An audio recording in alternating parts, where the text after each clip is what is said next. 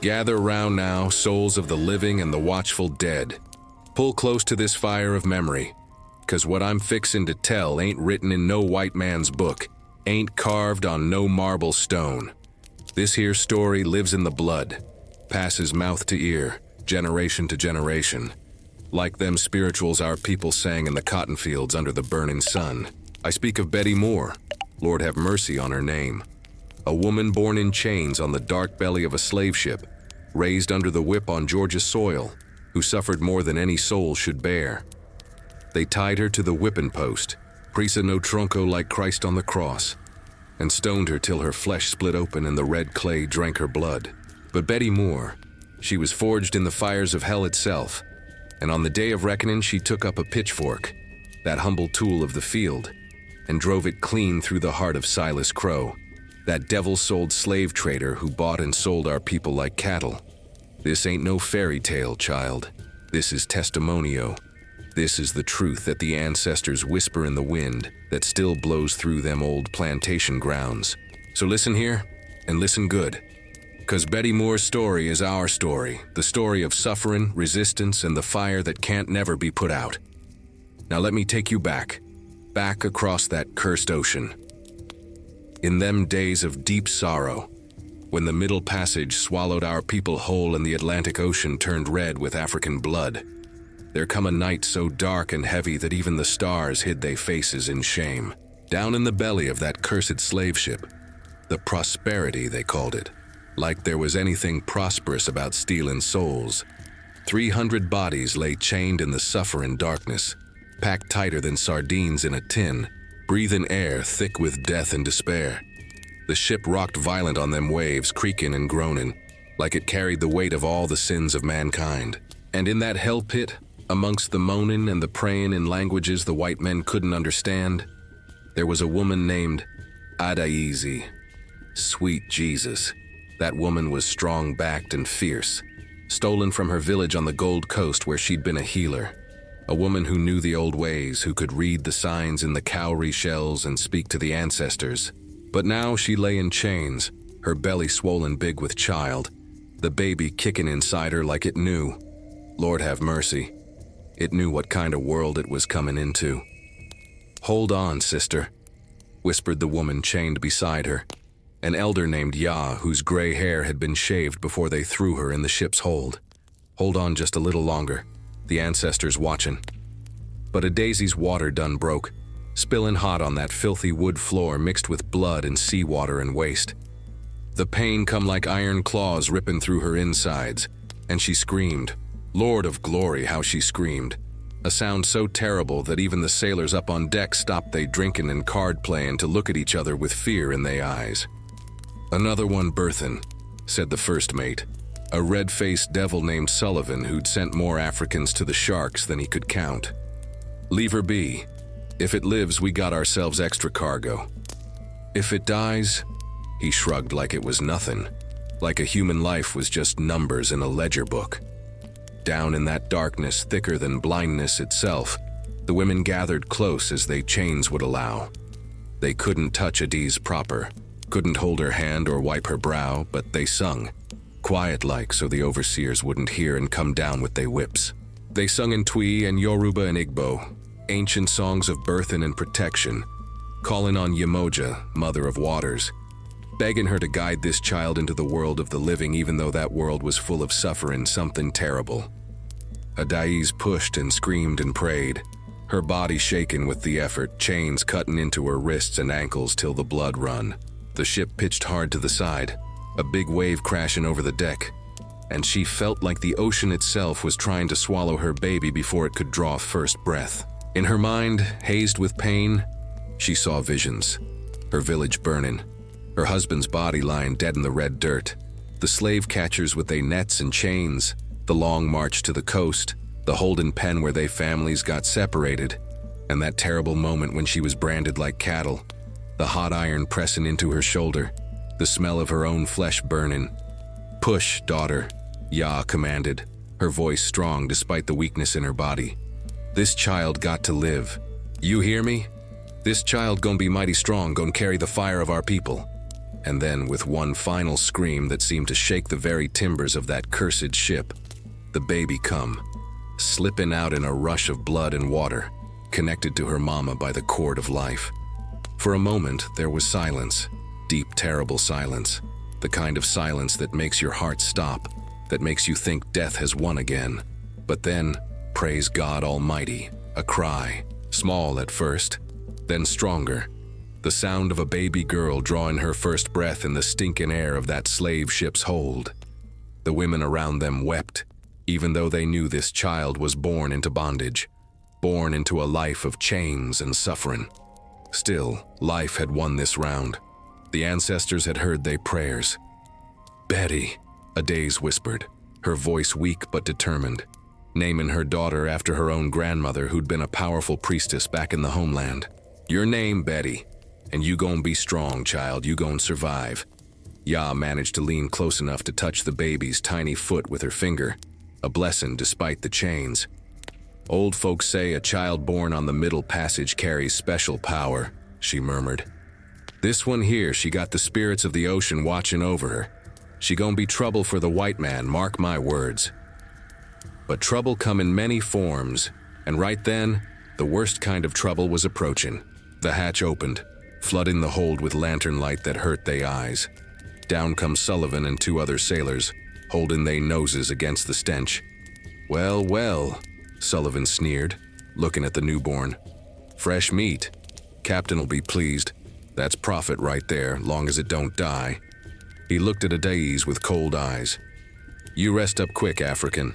We got 3 more weeks at sea, and I ain't wasting no food on damaged goods. You work when we reach port, or you get sold cheap." He turned to leave, but then stopped, grabbed the baby rough from Adaze's arms. The mother screamed, struggled against her chains, but couldn't reach. Sullivan held Betty up to the light, examined her like she was livestock. The baby cried, tiny fists waving in the air. "Healthy enough," he muttered. "Might fetch a good price when it's weaned." He handed the child back, but not before little Betty's eyes, dark and fierce even then, locked onto his face. Sullivan actually stepped back, unsettled. "Damn thing looks at you like it knows something."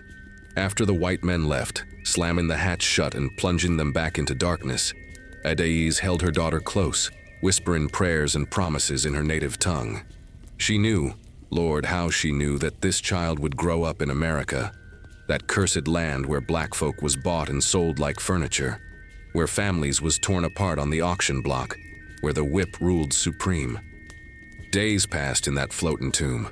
More souls died. The old ones, the sick ones, the ones who just couldn't bear no more. The sailors threw 'em overboard without ceremony, and the sharks that followed the ship grew fat on African flesh. At night, when the ship was quiet except for the creaking of wood and the sloshing of waves, you could hear weeping. You could hear folks calling out names of loved ones left behind. You could hear prayers to gods old and new. Betty nursed at her mother's breast, taking in milk mixed with sorrow and strength. And as that ship cut through them dark waters, carrying its cargo of stolen souls toward a land of cotton fields and slave quarters and endless suffering, the ancestors watched. They rode the wind, they swam in the waves, they whispered prophecies that nobody understood yet. This child born in chains will one day break 'em. This child born in darkness will bring light. This child born on the waters of death will walk the path of justice. Finally, mercy me, the ship reached port. The hatch opened to blinding sunlight and the sound of seagulls screaming overhead.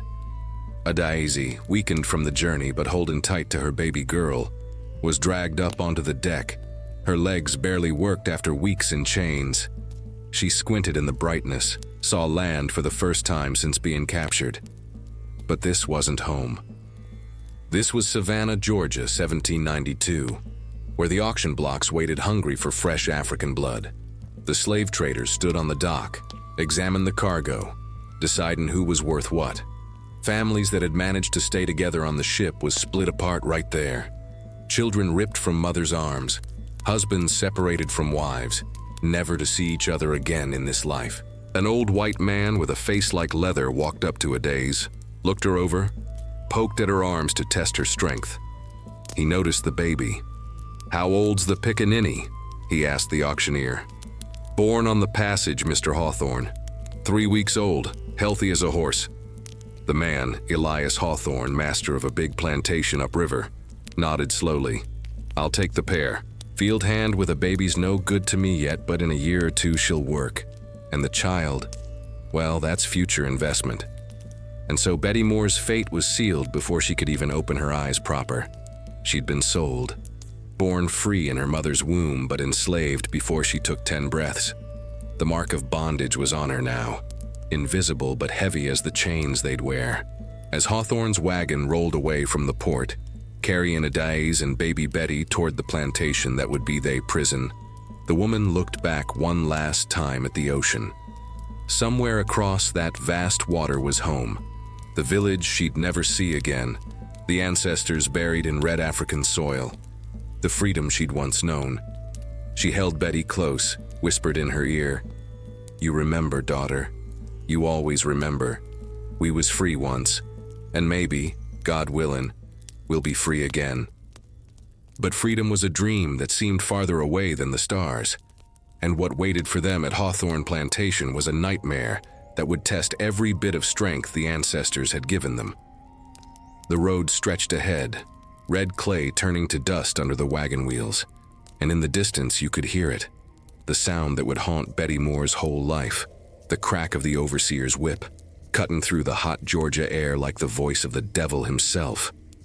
"Now listen here, child, 'cause this is where Betty's story really begins. Not on that cursed ship, but in the heart of Georgia where the sun beat down like God's own judgment, and the cotton grew white as snow, stained with black folks' blood and sweat. Hawthorne Plantation stretched across 2,000 acres of red clay soil, bordered by the Savannah River on one side and dark pine woods on the other. The big house stood proud on a hill, white columns tall as trees, wraparound porches where the mistress sipped her lemonade while watching us work ourselves to death in them fields below. Behind that grand house, down a dirt path lined with chinaberry trees, was the quarters. 20-odd cabins made of rough wood and mud chinking, each one housing 2 or 3 families crammed together like animals in a pen. Betty was 5 years old the first time she truly understood what it meant to be enslaved. Before then, she'd been just a child running around the quarters with the other young'uns, too small to work the fields proper. Her mama, Adaize, had been put to work soon as she recovered from the birthin', sunrise to sundown in them cotton rows, while old Aunt Cleo, a woman whose back was so bent from years of field work she could barely stand straight, looked after the plantation babies. But on Betty's 5th summer, everything changed. That's when she saw her daddy get whipped. Lord have mercy. That's when she learned that black folk in America wasn't people. We was property, same as a mule or a plow, and just as easy to break. Her father was a man named Kwame, though the white folks called him Jim. He'd been bought from a different plantation 3 years prior, strong-backed and stubborn, with tribal marks still visible on his cheeks, despite the overseer's attempts to beat the African out of him.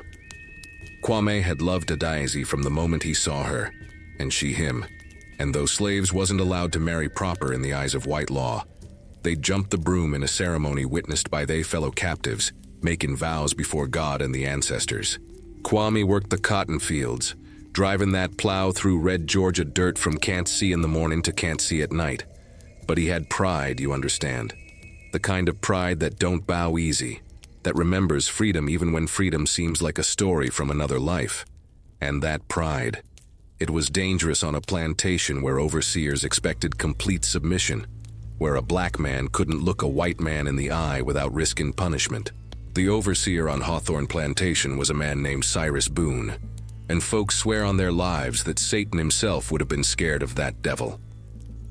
Boone was mean, just to be mean. The kind of white trash who'd been given power over black folk and used it to satisfy every cruel urge in his twisted soul. He rode through the fields on a big gray horse, carrying a bullwhip coiled at his side like a snake, watching for any excuse to use it. On that particular day, a day Betty would remember till her dying breath, Boone caught Kwame resting for just a moment, wiping sweat from his brow after 4 hours of plowing under that skinning heat. The sun was high and merciless, the kind of sun that makes the air shimmer like water, that turns men's skin to leather and makes they minds go fuzzy. "Boy," Boone's voice cracked across the field like thunder. "I don't pay you to stand around. Get back to work." Kwame looked up, and maybe it was exhaustion, or maybe it was that ancestral pride flashing up in him. But he didn't drop his eyes fast enough. For just a second, he met Boone's gaze straight on, man to man, as if they was equals. That was all it took. "You sassin' me, boy." Boone climbed down off his horse, uncoiling that whip. The other field hands stopped working, froze in place, fear rising up in their throats. They knew what was coming. Lord of Glory, they knew. "No, sir," Kwame said, voice low and careful. "Just catching my breath, sir. I'll get back to it." Too late for that. Boone's smile was the smile of a man enjoying what he was about to do. "You need reminding of your place. Strip that shirt off. And you," he pointed at another slave nearby, "go ring the bell. Get everyone out here. They all need to see this." The bell rung out across the plantation, its iron clang bringing folks from the fields, from the kitchen, from the stables. Master Hawthorne himself came down from the big house, standing on the porch with his arms crossed, watching. The mistress stayed inside. She didn't like to see the violence that kept her comfortable life running smooth, but she didn't stop it neither. They tied Kwame to the whipping post, a big oak tree that had seen so much blood over the years that its bark had turned dark with it. His shirt hung on a nail, and his back, that strong back marked with old scars from previous beatings, was exposed to the sun and the whip and the eyes of everyone he loved. Betty stood in the crowd, her small hand clutched in her mama's. Adai's was shaken, silent tears running down her face, but she couldn't cry out, couldn't protest. Any rebellion would just make it worse. The only resistance available was the kind that lived in the heart and waited for its moment. 20 lashes, Boone announced, loud enough for everyone to hear, for insubordination and laziness. The first crack of that whip split the air, and Betty felt her mama's hand tighten on hers. The leather bit into Kwame's flesh, opening a red line across his shoulders. He didn't scream, not yet. The second lash fell, then the third. By the fifth, blood was running down his back in rivulets. By the 10th, the skin was hanging in strips. By the 15th, he couldn't hold back the groans anymore. Betty watched, horror and rage mixing in her young chest. She watched her father's blood darkening the ground beneath him.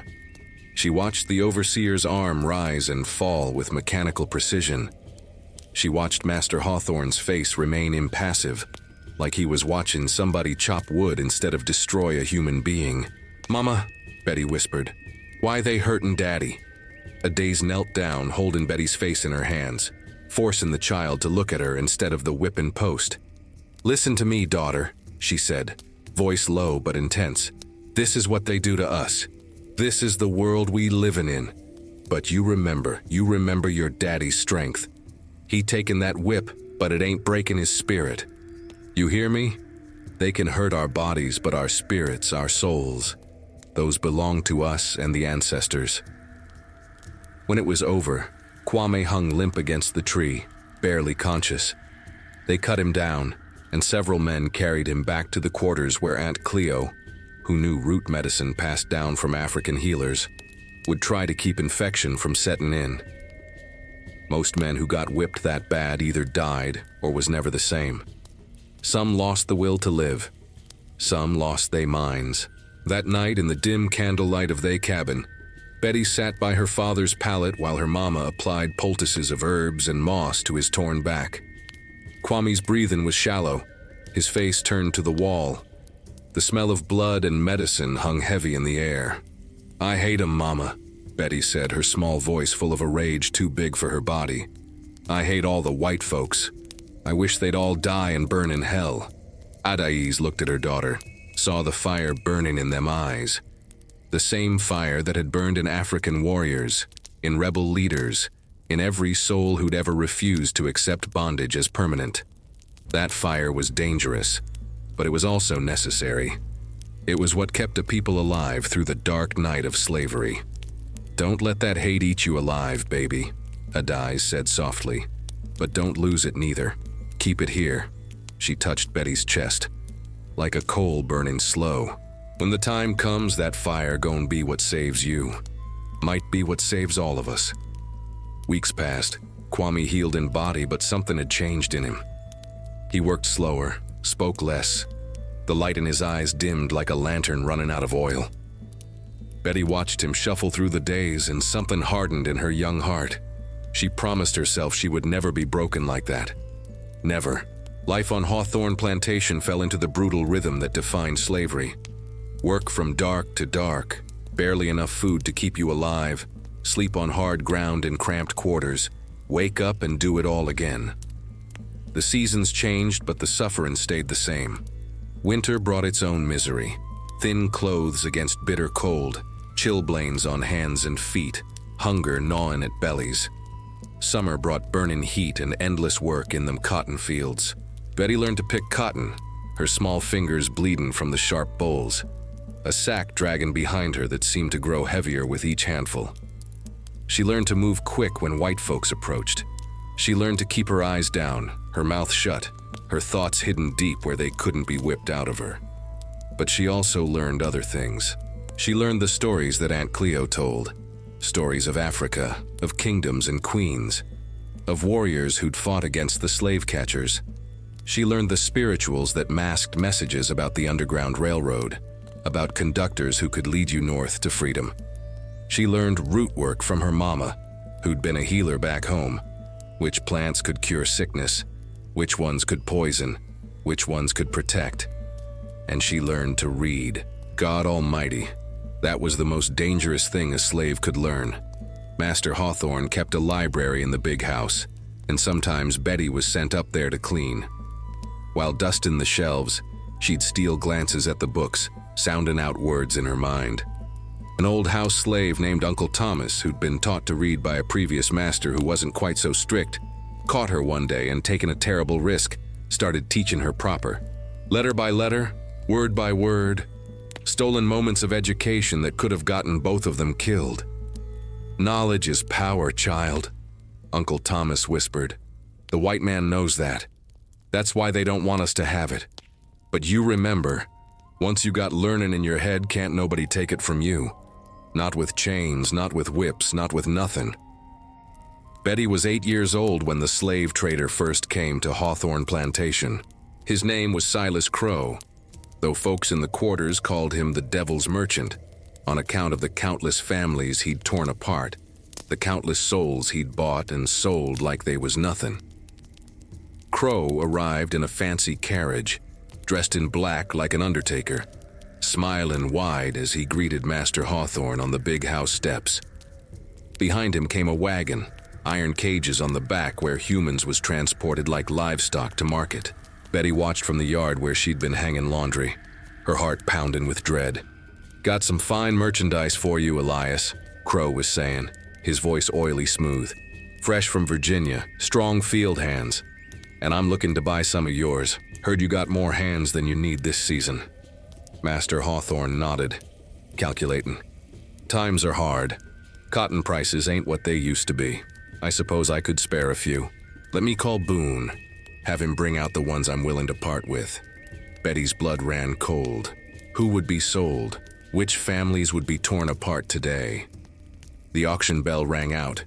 Not the field bell, but the terrible sound that meant dealings was about to happen. That someone's world was about to end. All the slaves was gathered in the front yard. Master Hawthorne walked among them with Crowe, pointing out various individuals like they was horses at market. That one there, good with mules but eats too much. That girl, pretty enough, breed well. That old man, still got some work in him, cheap price. Then Crowe's eyes landed on Betty's mama, Adaize. He walked over, grabbed her chin roughly, turned her head side to side, examined her. Adaize kept her eyes down, but Betty could see her mama's jaw was clenched tight. This one's a beauty, Crowe said. How old? About 30, Hawthorne replied. Good breeder, strong worker, had several children, all healthy. I'll take her. Time stopped. Betty's world tilted. Her mama who'd birthed her on that slave ship, who'd taught her strength, who'd protected her, was being sold away. Mama! Betty screamed, breaking from where she stood and running forward. "No, you can't take my mama." Boone's whip cracked, catching Betty across the shoulder and knocking her to the ground. Pain exploded through her small body, but she struggled to get up, still reaching for her mother. "Betty, no!" Adaiz cried out, tears streaming down her face now. "Don't fight, don't give 'em reason to hurt you." But Betty couldn't stop. She clawed at the ground, tried to crawl toward her mother even as Boone's boot came down on her back, pinning her. From where she lay in the dirt, she watched. Lord, she watched, as they put chains on her mama's wrists, as they loaded her into Crowe's wagon with 3 other souls being sold that day. Adaiz's voice rang out one last time. "Betty, remember who you are. Remember the ancestors. They watchin', baby. They always watchin'." Then the wagon rolled away, dust rising up behind it, carrying Betty's mama down that red clay road toward a fate unknown. And Betty lay in the dirt, Boone's boot still on her back, screaming till her voice gave out, tears and snot mixing on her face, the whip mark on her shoulder burning like fire. That night, alone in the cabin that suddenly felt empty as a tomb, Betty made a vow. She whispered it to the darkness, to the ancestors, to whatever gods was listening. "I'ma kill that man, Silas Crowe. I'ma kill him if it's the last thing I do." She was only 8 years old, but in that moment, Betty Moore became something more than a child. She became a force of destiny, a promise of vengeance, a fire that couldn't be quenched. And Silas Crowe, that devil-souled traitor who just bought another human being like she was a piece of furniture. He had no idea he'd just sealed his own fate. Now listen here, folks, 'cause 7 years done passed since that terrible day when Betty watched her mama disappear down that dusty road. 7 years of cotton fields and whip marks, of hunger and heartache, of surviving when every fiber of your being just wanted to lay down and die. Betty was 15 now, no longer a child but not quite a woman, caught in that dangerous in-between where the overseers started looking at you different, where your body became another thing the master thought he owned. She'd grown tall and strong-backed, her hands calloused from years of field work, her eyes carrying that same fierce fire her mama had passed down. But there was something else in them eyes now, a hardness, a rage that burned slow and steady like coals in a banked fire. Betty didn't laugh much, didn't play, didn't let herself get close to nobody 'cause she'd learned the cruel lesson of slavery: love anything, and the white man will use it to hurt you. Her daddy Kwame had died 2 winters back, his spirit finally given out after years of broken-down misery. They buried him in the slave cemetery behind the quarters, under a oak tree where the moss hung low like tears. Betty didn't cry at his funeral. She'd run out of tears long ago, replaced him with something harder, something that couldn't be whipped or sold or broken. But then come Jonah. Lord have mercy, that man was beautiful as sin and twice as dangerous. He'd been bought from a plantation over in Alabama, brought to Hawthorne to work the stables and help with the plowing. Jonah was tall, 6 foot if he was an inch, with shoulders broad as an ox, skin dark as midnight, and a smile that could make the sun jealous. But it wasn't just his looks that caught Betty's attention. It was the way he moved through the world, like he still remembered what freedom felt like the chains hadn't quite reached his soul yet. The first time they spoke, Betty was carrying water from the well to the fields, the buckets heavy on her shoulders, sweat running down her back in the Georgia heat. Jonah was mending a fence near the path, his shirt off, muscles rippling as he drove posts into that red clay ground. "Let me help you with them buckets," he called out, smiling that dangerous smile. "I can manage," Betty shot back, not stopping. She'd learned not to trust kindness. It always had a price.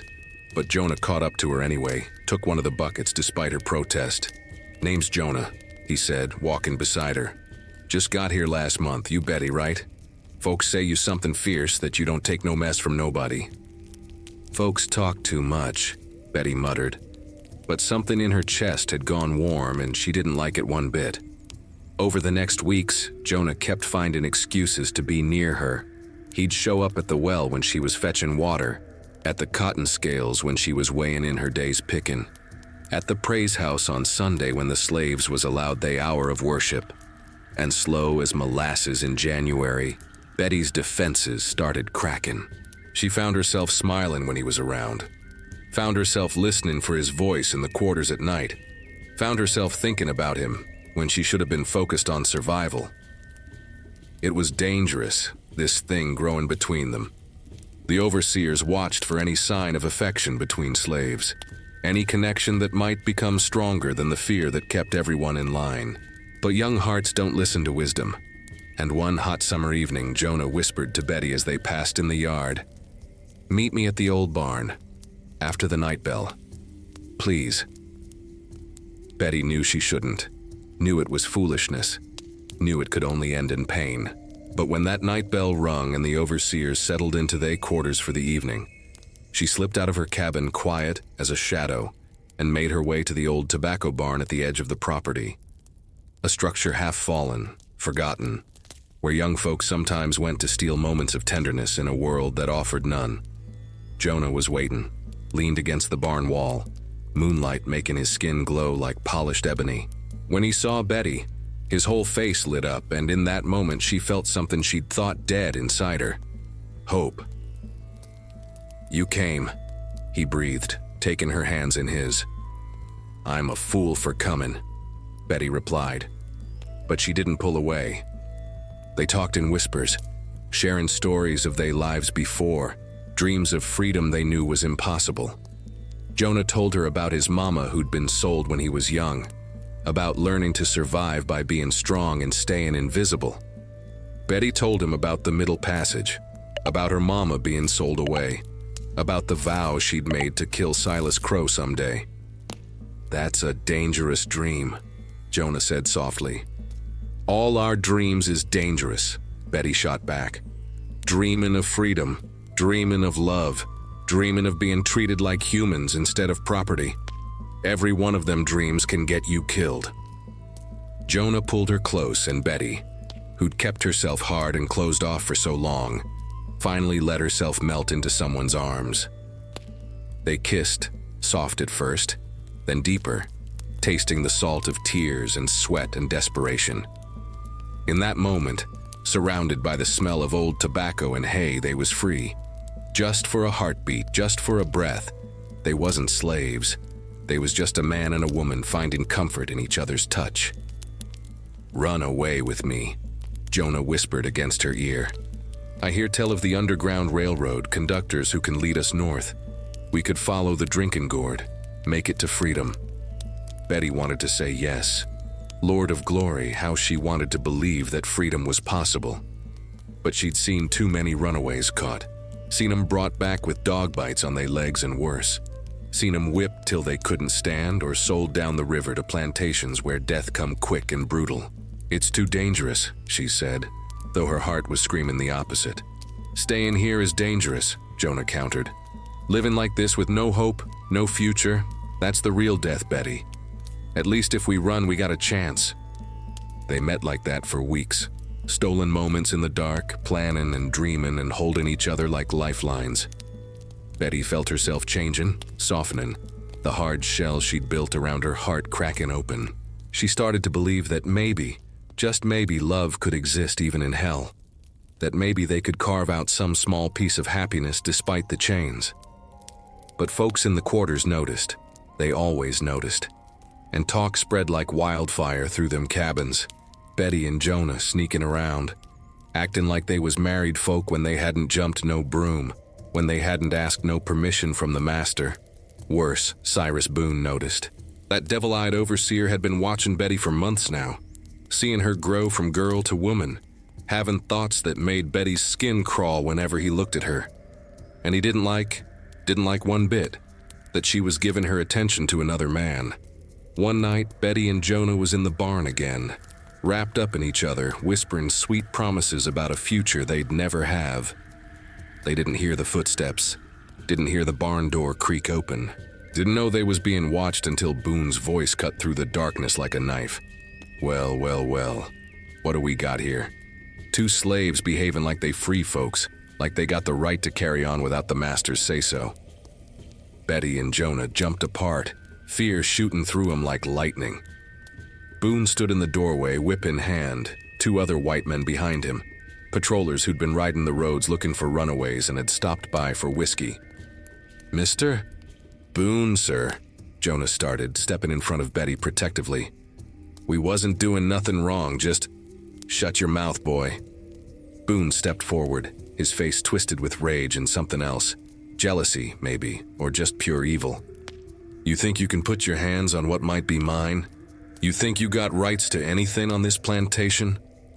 He raised the whip, and Betty knew, Lord, she knew, that whatever happened next was going to change everything, that the small piece of happiness they'd carved out was about to be ripped away, bloody and brutal, like everything good in a slave's life eventually was. And she was right. In them days of deep sorrow, when love was a crime and tenderness was punished worse than theft, the price of being human could cost you everything. That night in the barn, when Cyrus Boone and them patrollers caught Betty and Jonah together, was the night the last bit of softness in Betty's heart got ripped out and replaced with pure iron. Boone's whip cracked through the air, catching Jonah across the chest before he could even raise his hands to defend himself. The sound echoed through the night, that terrible sound of leather on flesh that every slave knew too well. Jonah staggered back, blood already blooming through his shirt. "No," Betty screamed, throwing herself forward. But one of the patrollers grabbed her, his rough hands digging into her arms, holding her back while she fought like a wildcat. "You see what happens when you forget your place?" Boone snarled, his face red with fury. The whip sang again and again, laying stripe after stripe across Jonah's body. He fell to his knees in the hay, trying to shield his face. But Boone kept striking, kept unleashing his rage and jealousy on this man who dared to touch what Boone considered his future property. "Stop it! You killing him!" Betty's voice cracked with desperation, tears streaming down her face. She could hear Jonah's groans turning to whimpers, could see his blood darkening the old hay on the barn floor. Finally, Boone stopped, breathing hard, his arm tired from the exertion. He looked at Betty with eyes cold as January frost. "This is your fault, girl. You led this boy astray with your whorish ways. Maybe you need reminding of your place too." But before Boone could raise that whip again, a voice cut through the night. "What in tarnation is going on out here?" Master Elias Hawthorne stood in the barn doorway, lamp in hand, his face stern with displeasure. He'd been roused from his bed by the commotion, and he didn't look pleased about it. Behind him was his eldest son, Thomas, a young man of 22 who'd just returned from college in Charleston. "Found these two slaves fornicating in your barn, Mr. Hawthorne," Boone said, like he was reporting stolen property instead of two humans seeking comfort. "Figured they needed discipline." Hawthorne walked closer, looked at Jonah crumpled on the ground, then at Betty still held by the patroller. His face showed no emotion, that practiced blankness that white folks wore when they was calculating how much profit or loss a situation would cost them. "The boy new?" he asked. "Bought him 4 months ago, sir. Strong worker. Was." Hawthorne nudged Jonah with his boot, and Jonah groaned. "Well, he ain't much use to me torn up like this. And if he's sneaking around with the women folk causing trouble, maybe it's best to move him along." Betty's heart stopped. She knew what them words meant, knew the finality in them. "Please, Master Hawthorne, sir," she heard herself begging, the words tasting like ash in her mouth. "It was my fault. Please don't sell him. I'll work double, I'll—" "Quiet, girl." Hawthorne's voice was sharp. "You're in enough trouble as it is. Boone locked the boy in the equipment shed tonight. In the morning, send word to Silas Crowe. He's always looking for strong field hands, and he pays quick. This one's sold." The world tilted. Betty's legs went weak, and if the patroller hadn't been holding her, she would have collapsed. Sold. Jonah was being sold. Just like her mama had been sold. Just like countless others before him. And it was because of her, because they dared to love, because they'd forgotten for just a moment that they wasn't allowed to be human. They dragged Jonah away, his blood leaving a trail in the dirt. Betty was released with a stern warning from Master Hawthorne about proper behavior, and sent back to her cabin. She stumbled through the darkness, her mind reeling, her chest so tight she could barely breathe. That night, she didn't sleep. She sat on the floor of her empty cabin, her daddy dead, her mama sold away, and now Jonah being taken too. And something inside her broke and reformed into something harder, sharper, more dangerous than before. She pressed her hand to her belly, felt the secret she'd been carrying for the past few weeks. Jonah's child growing inside her. Sweet Jesus, she was pregnant, and the father of her baby was being sold away at dawn. When morning come, gray and cold, Betty was out in the yard with the other slaves, forced to watch as Silas Crowe arrived in his fancy carriage, smiling that oil-slick smile of his.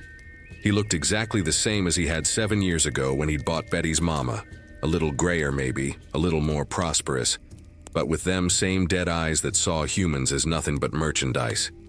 "Mr. Crowe," Master Hawthorne greeted him. "Got a strong buck for you. Little trouble with discipline, but nothing a firm hand can't fix. 23 years old, good teeth, no permanent injuries." They brought Jonah out from the equipment shed, his shirt torn and bloody from last night's whipping, his wrists already in chains. His eyes searched the crowd until they found Betty, and the look that passed between them carried more than words ever could. Sorrow, rage, love, desperation, goodbye. Crowe examined Jonah like he was livestock, checking his teeth, his muscles, his back. He nodded, satisfied. "I'll give you $600. Got a buyer down in Mobile who needs field hands for his cotton operation. This one'll do fine." $600. That's what Jonah's life was worth.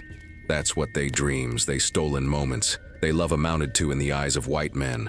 A monetary transaction, no different than selling a horse or a plow. Money changed hands. Papers was signed. And just like that, Jonah belonged to someone else. As they loaded him into Crowe's wagon, that same cursed wagon that had carried Betty's mama away, Jonah called out one last time, "Betty, I love you. I'll find my way back, I swear it, I'll..." The overseer's fist cut him off, bloody in his mouth. The wagon door slammed shut, and Betty stood there, her hand pressed to her belly where Jonah's child grew, watching another piece of her heart get torn away. "Remember this, girl," Boone hissed in her ear as the wagon rolled away. "This is what happens when you forget your place. This is what happens when you think you got the right to love somebody." But Boone was wrong. What Betty remembered, what got burned into her soul in that moment, wasn't obedience or submission or knowing her place. What she remembered was rage. Pure, undiluted, righteous rage at a system that could destroy love like it was nothing. That could separate families and lovers with the stroke of a pen and the exchange of coins. That night, alone in her cabin, Betty finally allowed herself to cry. Not soft tears, but great racking sobs that shook her whole body. That came from a place so deep it felt like her soul was tearing in half. She cried for Jonah, for her mama, for her daddy, for every slave who'd ever loved and lost, for the baby growing in her womb who'd never know its father. And when the tears finally stopped, when she had nothing left inside her but emptiness, she made a new vow. The first vow, to kill Silas Crowe, still stood, but now she added to it. She would survive. She would protect this baby. And someday, somehow, she would make every white man who'd hurt her people pay for what they'd done. Old Aunt Cleo came to check on her the next morning, her bent back making her move slow, her wise eyes seeing everything. She sat down beside Betty, took her hand. "You carrying his child," she said. Not a question, a statement. Betty nodded, unable to speak. "Master gon' find out soon enough," Aunt Cleo continued. "And when he do, he gon' see that baby as property too. Might even sell it away when it's weaned, just like..." "No," Betty's voice was steel. "I won't let that happen, I won't." Aunt Cleo squeezed her hand. "Then you best be smart, child. You best learn to play they game while keeping your fire hidden, 'cause a mother's got to survive for her baby's sake. That's the only revenge that matters, surviving and raising up strong children who remember they's human, no matter what the white folks say." And so Betty Moore, 15 years old and pregnant, began the hardest battle of her life, staying alive and sane in a world designed to break her, while carrying the seed of hope and fury in her womb. Listen here, folks. 'Cause this part of Betty's story carries both joy and sorrow. Like most things in a slave's life, can't never have one without the other, following close behind like a shadow. 9 months passed after Jonah was sold away. 9 months of Betty's belly growing round under her work dress. 9 months of whispers in the quarters and cold stares from the overseer who knew exactly what that swollen belly meant. Master Hawthorne, he didn't much care about slave babies except his future profit. Long as Betty could still work the fields, and Lord knows she worked right up until the birthing pains started, he considered it a good investment.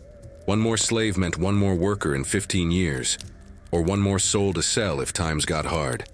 The baby came on a February night, cold wind blowing through the cracks in the cabin walls, frost crunching underfoot.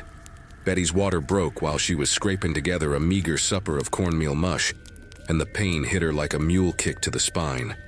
She doubled over, gasping, one hand clutching the table, the other pressing against her belly. "Somebody fetch Aunt Cleo," shouted Betty's cabin mate, a woman named Delia who'd birthed 6 children herself and knew the signs. "This baby coming tonight." Aunt Cleo arrived quick as her bent back would allow, carrying her birthing bag filled with herbs and rags and the old knowledge passed down from African midwives. She took one look at Betty and nodded. "This gonna be hard, child. First babies always is, but you strong. You got your mama's blood in you, and she survived birthing you on that cursed ship. You gon' survive too." The labor went on for hours. Betty walked, squatted, moaned, and screamed, while Aunt Cleo gave her teas made from roots to ease the pain and strengthen the contractions. Other women from the quarters gathered. Not many, 'cause folks was exhausted from the day's work, but enough to sing soft spirituals, enough to pray, enough to remind Betty she wasn't alone in this dark night. "Push, daughter," Aunt Cleo commanded. "I can see the head. One more good push." Betty bore down with everything she had, felt something tear inside her, felt a rush of fluid and blood, and then, mercy me, a wail. The fierce, angry cry of a newborn drawing its first breath in this terrible world. "It's a girl," Aunt Cleo announced, holding up the squirming, blood-covered infant. "A strong girl with good lungs."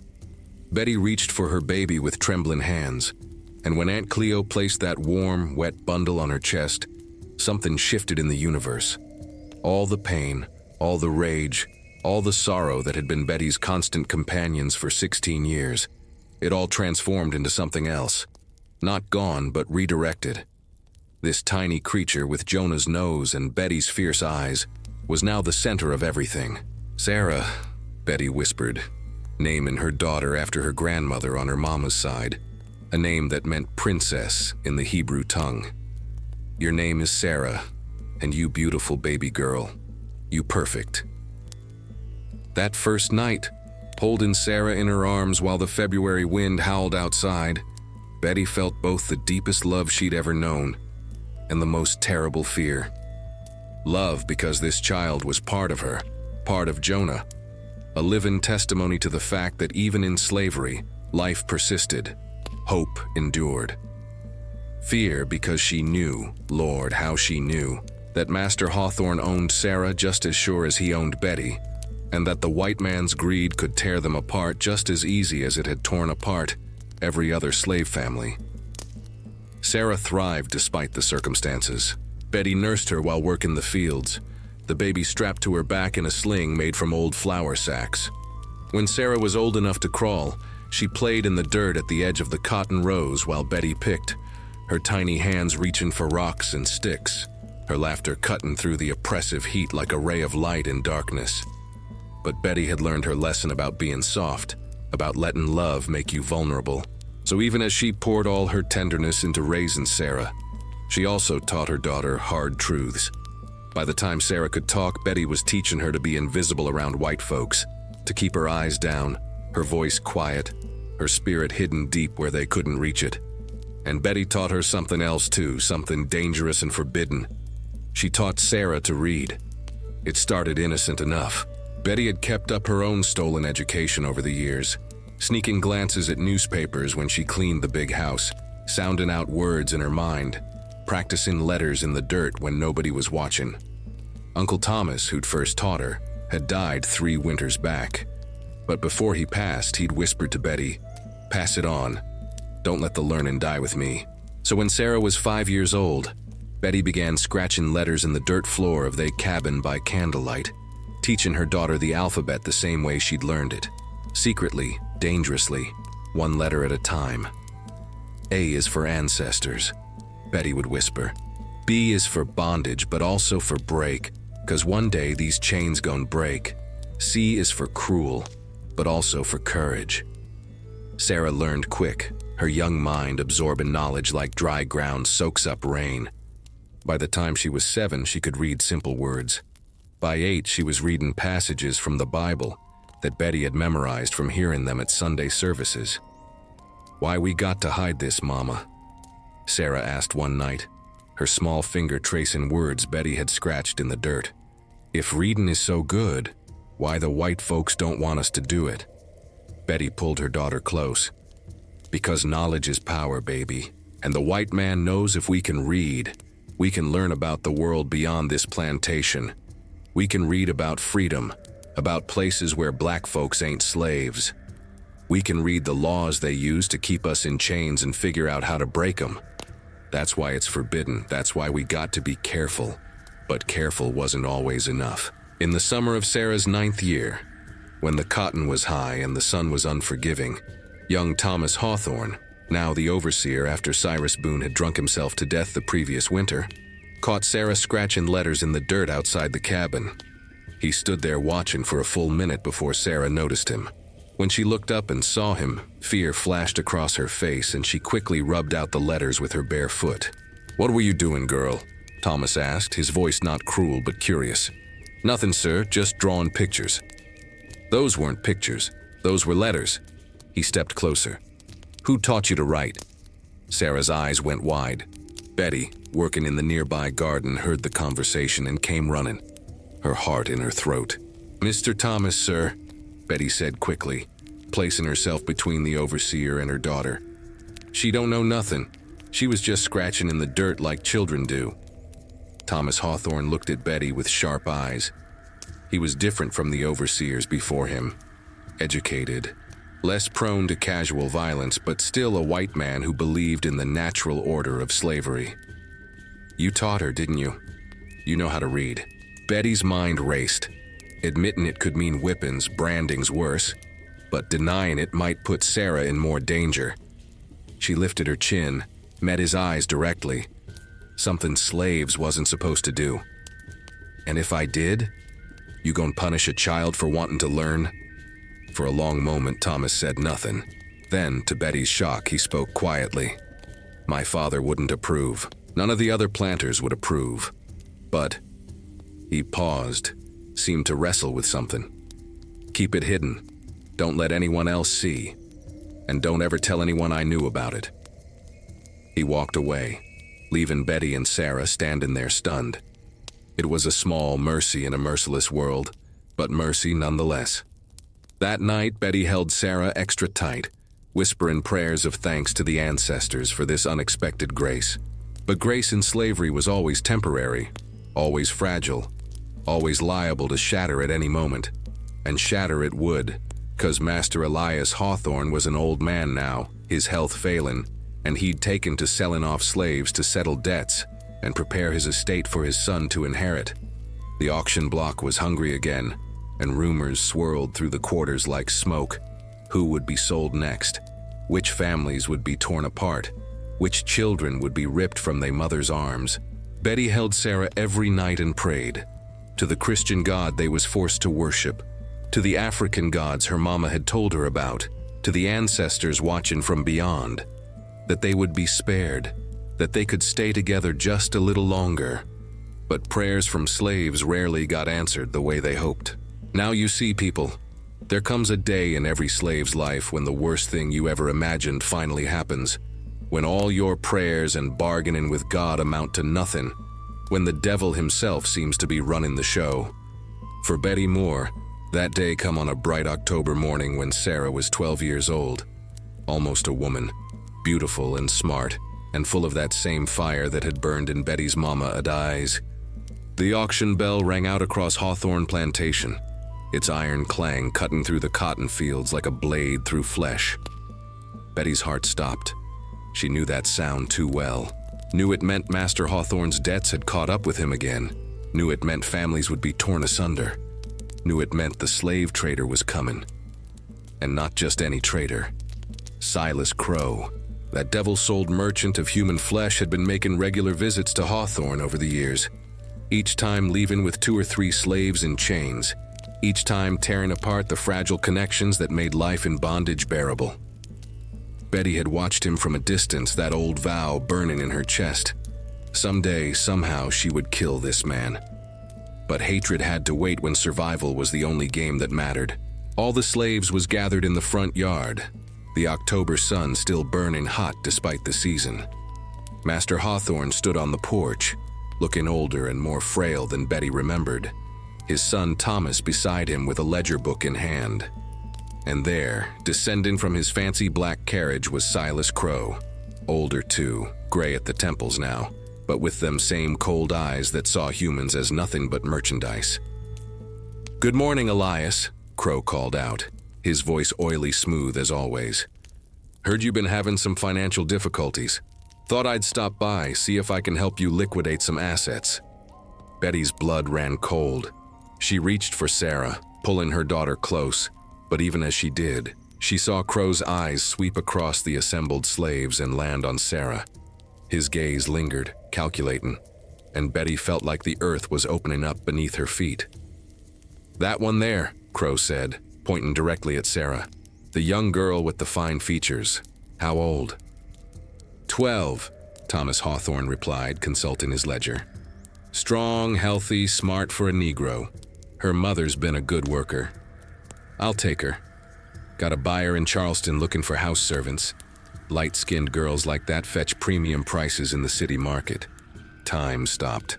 The world went silent except for the roaring in Betty's ears. She heard her own voice, distant and strange, screaming, "No, not my baby, please, master, not Sarah."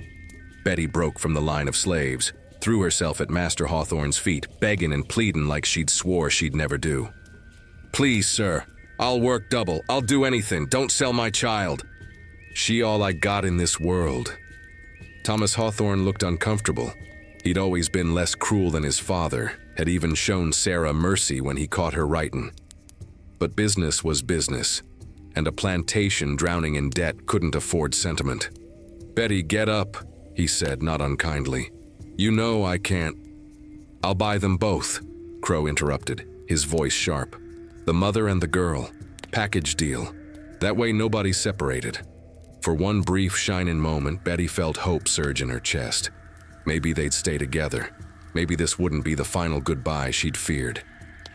But then Crowe smiled, and Betty saw the lie in his eyes, saw the calculation, saw that he had no intention of keeping them together. He was just saying what he needed to say to make the transaction go smooth, to keep Betty from causing too much of a scene. Master Hawthorne shook his head. "Can't sell Betty. She knows too much about running the household operations. My wife depends on her. Just the girl." And just like that, Betty's last hope shattered like glass on stone. "No!" Betty's scream tore from somewhere deep in her soul, a sound of such agony that even some of the white men looked away in discomfort. She lunged for Sarah, but Thomas Hawthorne's men grabbed her, held her back as she fought like a wildcat, kicking and scratching and screaming till her voice went raw. Sarah was crying, reaching for her mama, calling out, "Mama, Mama, don't let them take me, please." They put chains on Sarah's small wrists. Lord have mercy, chains on a 12-year-old child. And Betty watched through a haze of tears and rage as they loaded her daughter into Crowe's wagon alongside 2 other souls being sold that day. Sarah's face pressed against the wooden slats, tears streaming down her cheeks, eyes locked on her mama's. "I love you, baby," Betty screamed, her voice breaking. "You remember who you are. You remember you can read. You remember the ancestors watching over you. Sarah, Sarah." The wagon began to roll, and Betty broke free from the men holding her, ran after it, stumbled and fell in the red clay dirt. Got up and ran again, but the wagon was faster. the horses pulling it down that dusty road, taking her daughter, her beautiful, smart, fierce daughter who was the only good thing slavery had ever given her, away forever. Betty collapsed in the road, her hands clawing at the dirt, her body shaken with sobs so violent they seemed to tear her apart from the inside. She screamed until she had no voice left, until her throat was bloody from the strain, until the other slaves came and lifted her up, carried her back to the quarters where she lay on her cabin floor like a corpse, staring at nothing, broken in a way the whip had never managed to break her. That night, Aunt Cleo sat with her, holding her hand, singing soft spirituals that spoke of crossing over Jordan, of laying down burdens, of a better world beyond this vale of tears. But Betty couldn't hear the hope in them songs. All she could hear was Sarah calling for her mama. All she could see was her daughter's terrified face disappearing down that road. "He took her," Betty whispered, her voice like gravel. "Silas Crowe took my baby, just like he took my mama. That devil has stolen everything from me." "Not everything," Aunt Cleo said gently. "He ain't taken your spirit, ain't taken your strength, ain't taken the fire your mama passed down to you." But in that moment, Betty felt like her spirit was gone, like her strength had bled out into the Georgia dirt, like the fire had been doused by tears and grief. She felt empty, hollow, dead inside while her body still drew breath. 3 days passed where Betty didn't eat, didn't sleep, barely moved. The overseers let her be. Even they knew that some griefs run too deep to punish away. But on the 4th day, something shifted. Betty sat up, her eyes no longer vacant but burning with a new intensity. The grief hadn't gone away. It had transformed into something else, something harder, something sharp enough to cut through steel. She walked out to the whipping post, that old oak tree stained with generations of blood, and placed her hand on its rough bark. She spoke her vow out loud, letting the ancestors hear, letting the spirits witness. "Silas Crowe, you took my mama. You took my love. You took my child. You taken everything that made life worth living. But you made one mistake, devil man. You left me alive. And I swear on the bones of my ancestors, on the blood of every slave you ever sold, on the soul of my daughter Sarah, I will see you dead. I will drive iron through your black heart. I will watch the life leave your eyes. This I vow." The wind picked up, rustling through the oak leaves like whispered agreement. Somewhere in the distance, a crow cawed. 3 times, the old folks said, meant death was coming for somebody. Betty Moore had lost everything.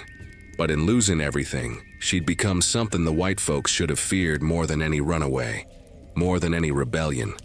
She'd become a woman with nothing left to lose. In them days of deep sorrow, after Sarah was sold away and Betty's heart turned to stone, the woman folks in the quarters watched her with worried eyes. They'd seen this before, seen how grief could make a person reckless, how rage could burn so hot it consumed everything, including the one carrying it. And Betty was burning, Lord have mercy. She was burning with a fire that scared even the strongest among them. She'd stopped being careful, stopped keeping her head down, her voice quiet, her eyes averted.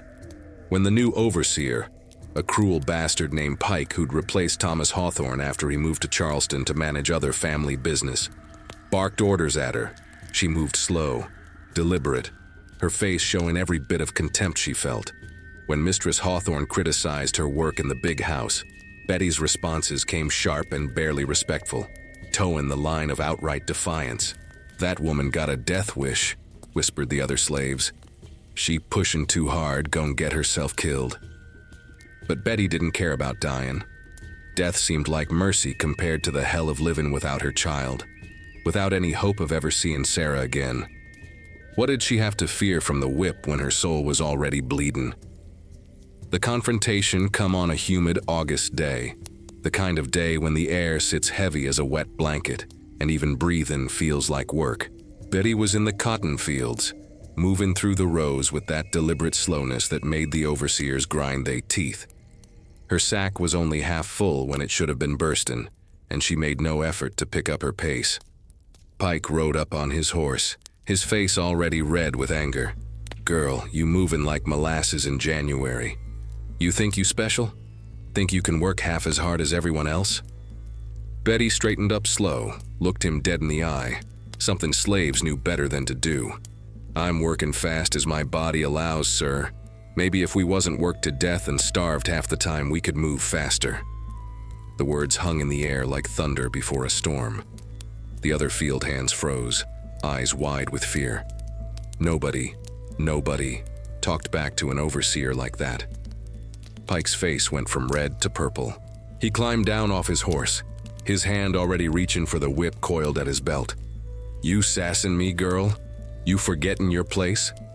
I know my place, Betty shot back, and there was poison in her voice. My place is in hell, same as yours gonna be when you meet your maker. That was it, that was the line crossed. Pike grabbed Betty by her arm, his fingers digging in hard enough to bruise, and dragged her across the field toward the whipping post. Betty didn't fight, didn't resist at all. Part of her welcomed what was coming, welcomed the physical pain that might drown out the agony in her chest. Get everyone out here, Pike shouted to the other overseers. This one needs a lesson she won't forget. The bell rang. Slaves came from the fields, from the kitchen, from the stables, gathering in that terrible familiar circle around the oak tree that had witnessed so much suffering. Betty was pushed against the trunk, her arms pulled around it and tied tight with rough rope that cut into her wrists. They tore her dress open at the back, exposing her skin to the sun and the eyes of everyone watching. 50 lashes, Pike announced, for insubordination, laziness, and sassing her betters. 50. Lord of glory, that was a killing number. Most folks couldn't survive more than 30. But Pike was in a rage, determined to make an example, to break this woman who dared challenge his authority. The first crack of the whip split the air, and Betty's back exploded in pain. The leather bit deep, opening a line of fire across her shoulders. She didn't scream, wouldn't give them the satisfaction. The second lash fell, crossing the first, the third, the fourth, the fifth.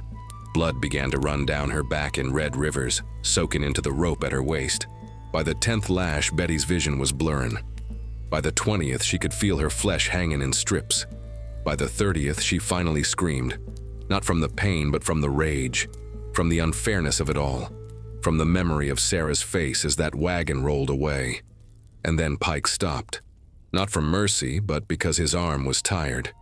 He looked at Betty's ruined back, blood dripping onto the red Georgia clay, and smiled. We'll finish tomorrow, and the day after that. Leave her tied there tonight. Let her think about her choices. They left her. Presa no tronco, bound to the trunk, her body weight hanging from her tied wrists, pain screaming through every nerve. As the sun set and the night chill crept in, Betty hung there in the darkness, drifting in and out of consciousness. Her back was on fire, her shoulders dislocated from hanging, her wrists bleeding where the ropes had cut through skin. But then in the deepest part of the night, voices began to whisper. Not real voices, spirit voices. The ancestors speaking to her in the language of pain and memory. Hold on, daughter. Your time coming. Your day of reckoning near. Betty's mama's voice, clear as day. You stronger than they whips, baby. You got the old blood in you. The blood of warriors. The blood of queens. And another voice, older, deeper, speaking in Yoruba words Betty shouldn't understand, but somehow did. The one who caused your suffering returns soon, the traitor of souls. Be ready. Through her pain-hazed mind, Betty saw visions. Silas Crowe's face, his throat cut open, blood spilling like a river. A pitchfork, that simple tool of the fields, driven through his chest. Justice served cold and brutal. Morning came, gray and damp. Pike returned with his deputies, expecting to find Betty broken, begging for mercy. Instead, they found her still hanging there, her back a mass of torn flesh, but her eyes, Lord have mercy, her eyes, burning with such intensity that Pike actually took a step back. 50 more today, he said, but his voice held less certainty. The whip fell again. 25 lashes this time before even Pike's cruelty was satisfied. Then they untied Betty and let her collapse to the ground. Aunt Cleo and several other women rushed forward, carrying her back to the quarters where they laid her face down on a pallet, and began the slow work of trying to keep her alive.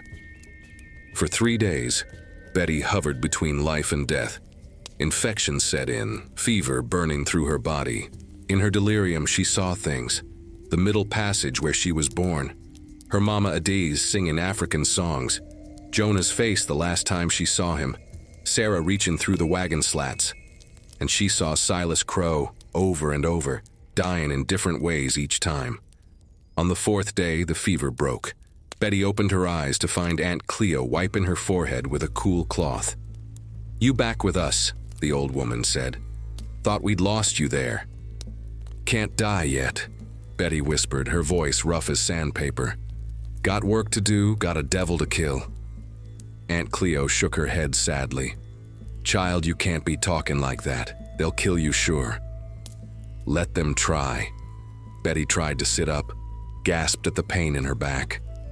"How long I been down?" "4 days. Master Hawthorne sent word to Pitc to ease up on you.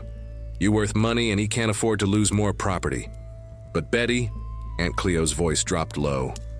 "Word is, Silas Crowe coming back next month. Big sale planned. Lots of folks being sold off." Betty's heart, already damaged beyond repair, cracked a little more. But alongside the grief came something else. Opportunity. Crowe was coming back. The man who'd stolen her family, piece by piece, was coming within reach again. "Good," Betty said, her voice hard as iron. "Let him come." That night, lying on her stomach because her back couldn't bear weight, Betty began to plan. The rage that had made her reckless before was now focused, sharpened into a blade of purpose. She would heal.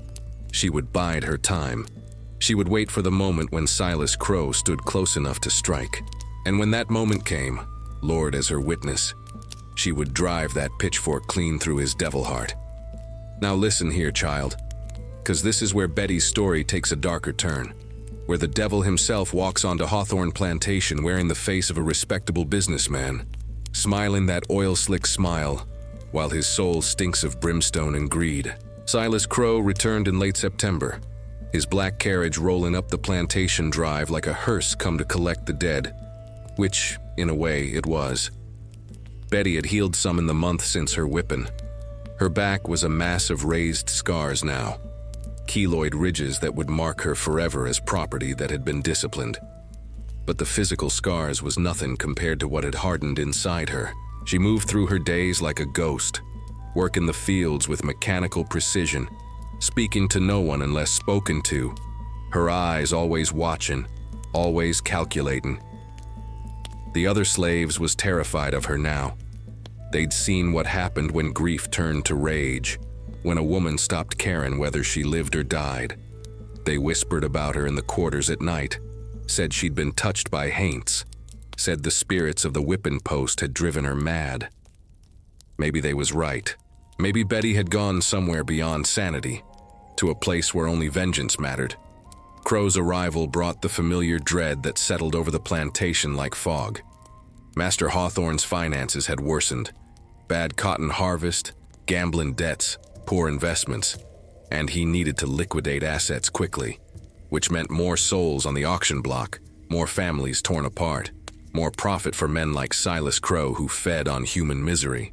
Betty was working in the vegetable garden behind the big house when she first saw him step out of his carriage. Her hands was buried in dirt, pulling weeds, but she froze at the sight of that familiar figure.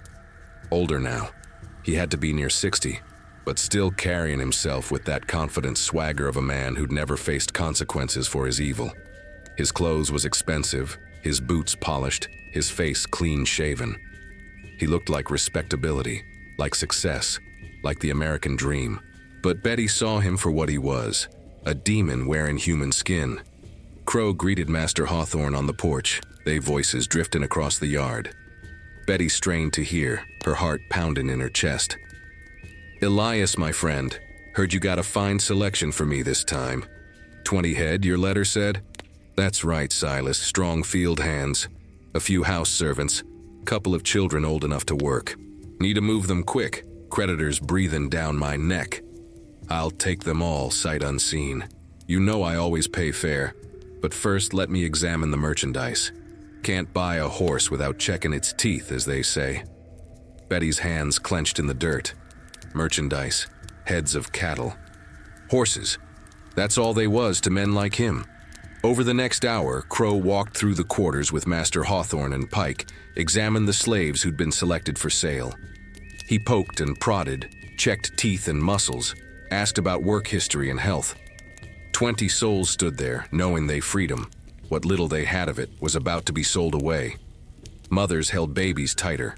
Men stood with their jaws clenched. Children cried. And then Crowe's eyes landed on Betty.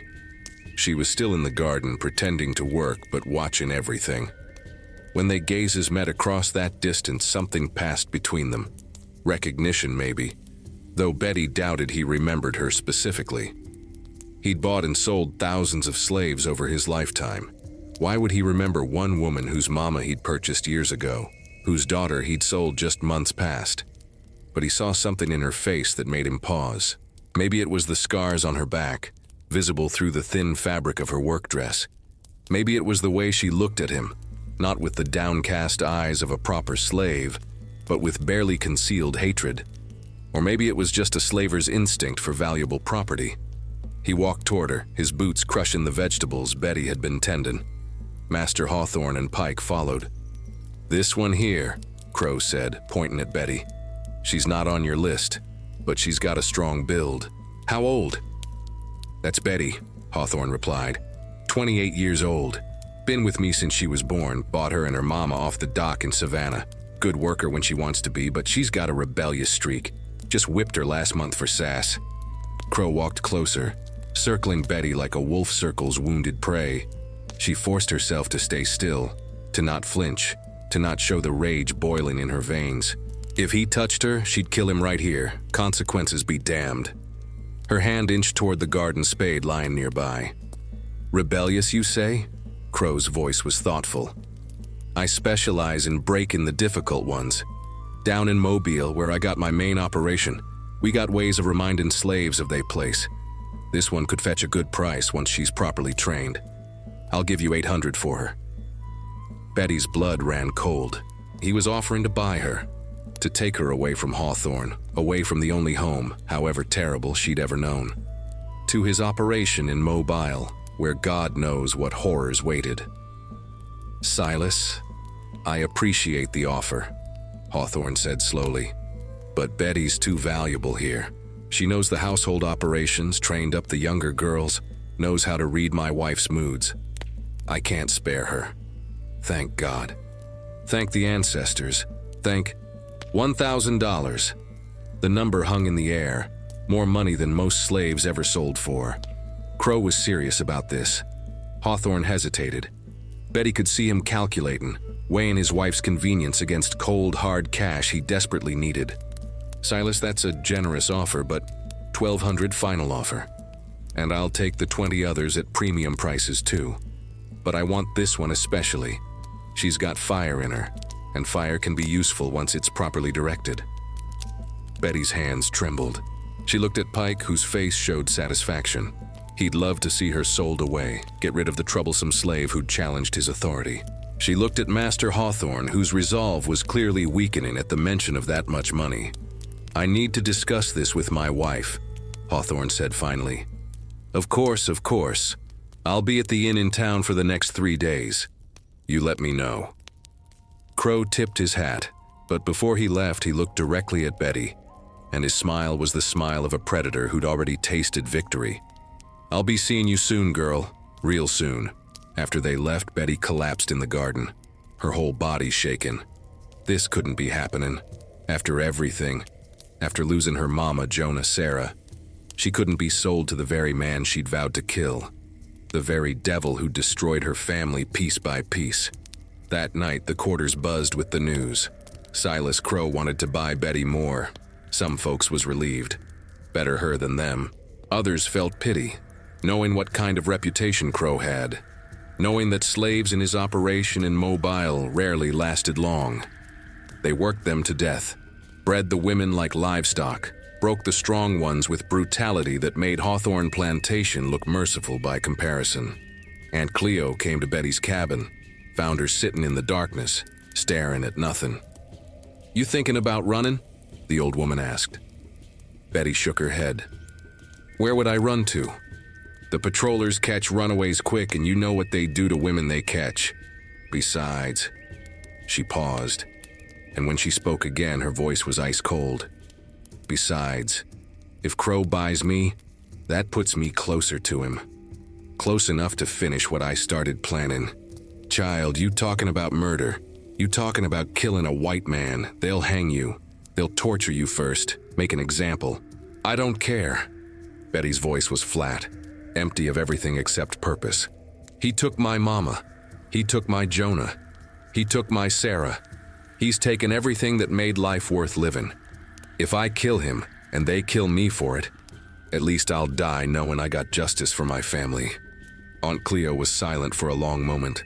Then she reached into her apron pocket and pulled out a small cloth bundle, tied with red string.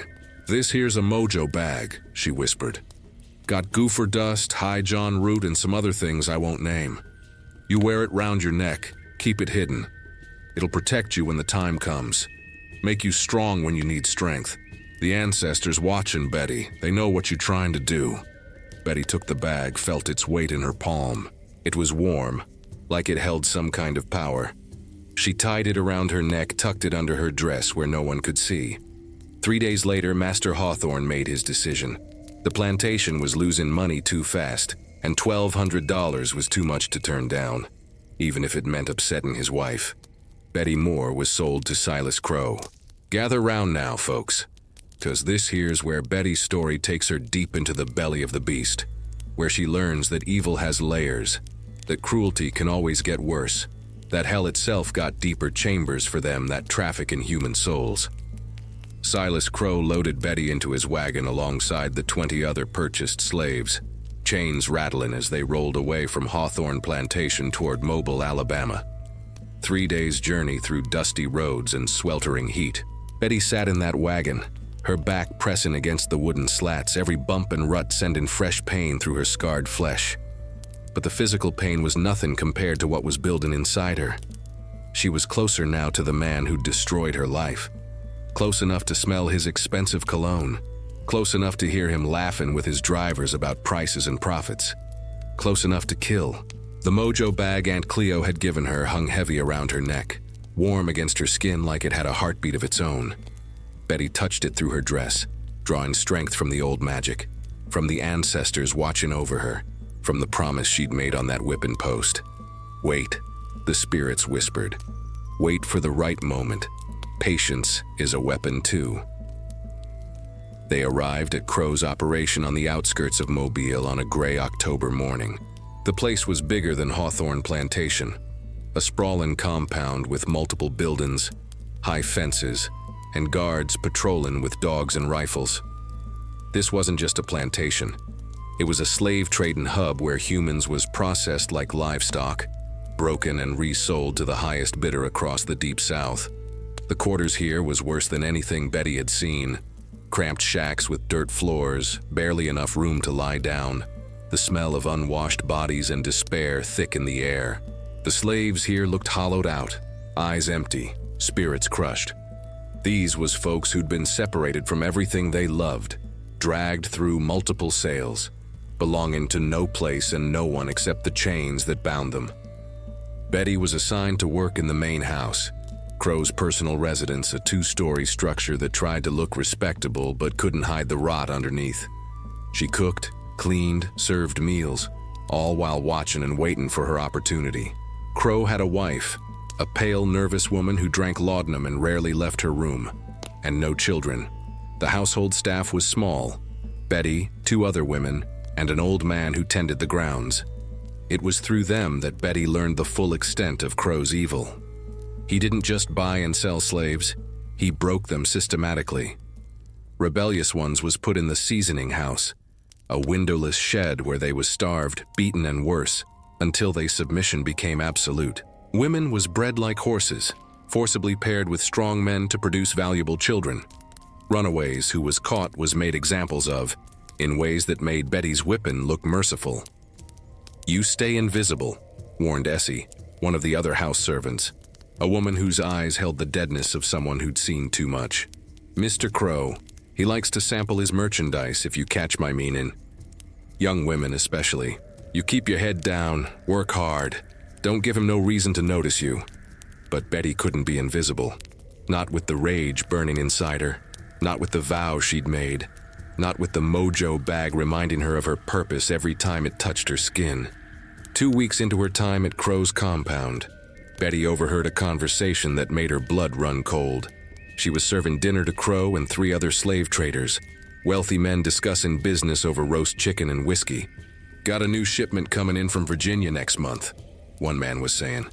20 prime hands plus some children. One of them's a mulatto girl, about 13, knows how to read. Gonna fetch a premium price in New Orleans as a fancy maid. Betty's hands trembled as she poured wine. 13, knows how to read. Could it be? "Where'd you acquire her?" Crowe asked, cutting into his meat. "Charleston auction. Pretty little thing, light-skinned, named Sarah. Got her for 800, should sell for 12 to 1500 easy."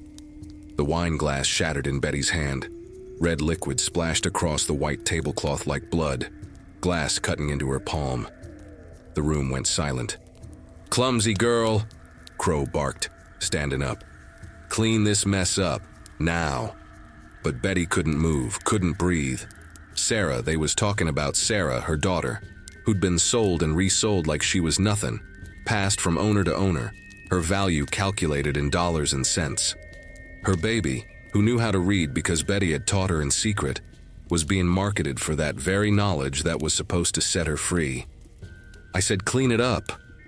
Crowe's hand struck Betty across the face, knocking her to the floor. Blood from her cut palm mixed with wine on the floorboards. "Essie, get this incompetent fool out of here and send someone who can serve properly." Essie helped Betty to her feet, half dragging her to the kitchen. But the damage was done. Betty had snapped. Something fundamental had broken inside her at hearing her daughter discussed like property, at knowing Sarah was still trapped in this nightmare, still being bought and sold. That night, lying on her pallet in the quarters, Betty made a decision. She'd been waiting for the perfect moment, biding her time, planning carefully. But the perfect moment might never come, and Sarah didn't have time for Betty to wait. The spirits had told her to be patient, but maybe patience was just another form of cowardice. She needed to act, soon, even if it meant dying in the attempt. The next day, Betty began her own form of rebellion. Small acts of sabotage that couldn't be directly traced to her. Salt in the sugar bowl, ashes mixed into the flour, clothes washed in water that left stains. Each act was tiny, barely noticeable, but together they created an atmosphere of things going wrong, of bad luck following Silas Crowe. She also started exploring the compound, memorizing where Crowe kept his weapons, where the tools was stored, which doors was locked and which wasn't. In the barn, she found what she'd been looking for. A pitchfork, its tines sharp and sturdy, leaning against the wall like it was waiting for her. But Betty's sabotage didn't go unnoticed. Crowe was a careful man, suspicious by nature, and he began to sense that something was off. Things was going wrong too often, too consistently. He started watching the house servants more closely, his eyes lingering on Betty in particular. One evening he called her to his study. Betty's heart pounded as she entered, knowing this could be the moment, either her opportunity or her doom. "Close the door," Crowe said, sitting behind his desk. On the wall behind him hung a whip, not for work, but as decoration, a symbol of his power. Betty closed the door, her hand instinctively touching the mojo bag under her dress. "You're the one from Hawthorne Plantation," Crowe said, studying her. "Paid premium price for you because Elias said you had fire, said you was difficult to break. I like a challenge." He stood, walked around the desk, too close. Betty could smell the whiskey on his breath, see the predatory gleam in his eyes. "You've been causing problems, small things, but I notice everything. So here's what's gonna happen. You're going to the seasoning house tomorrow. 3 days should be enough to remind you of your place. And after that..." He reached out, ran a finger down Betty's scarred back, making her skin crawl.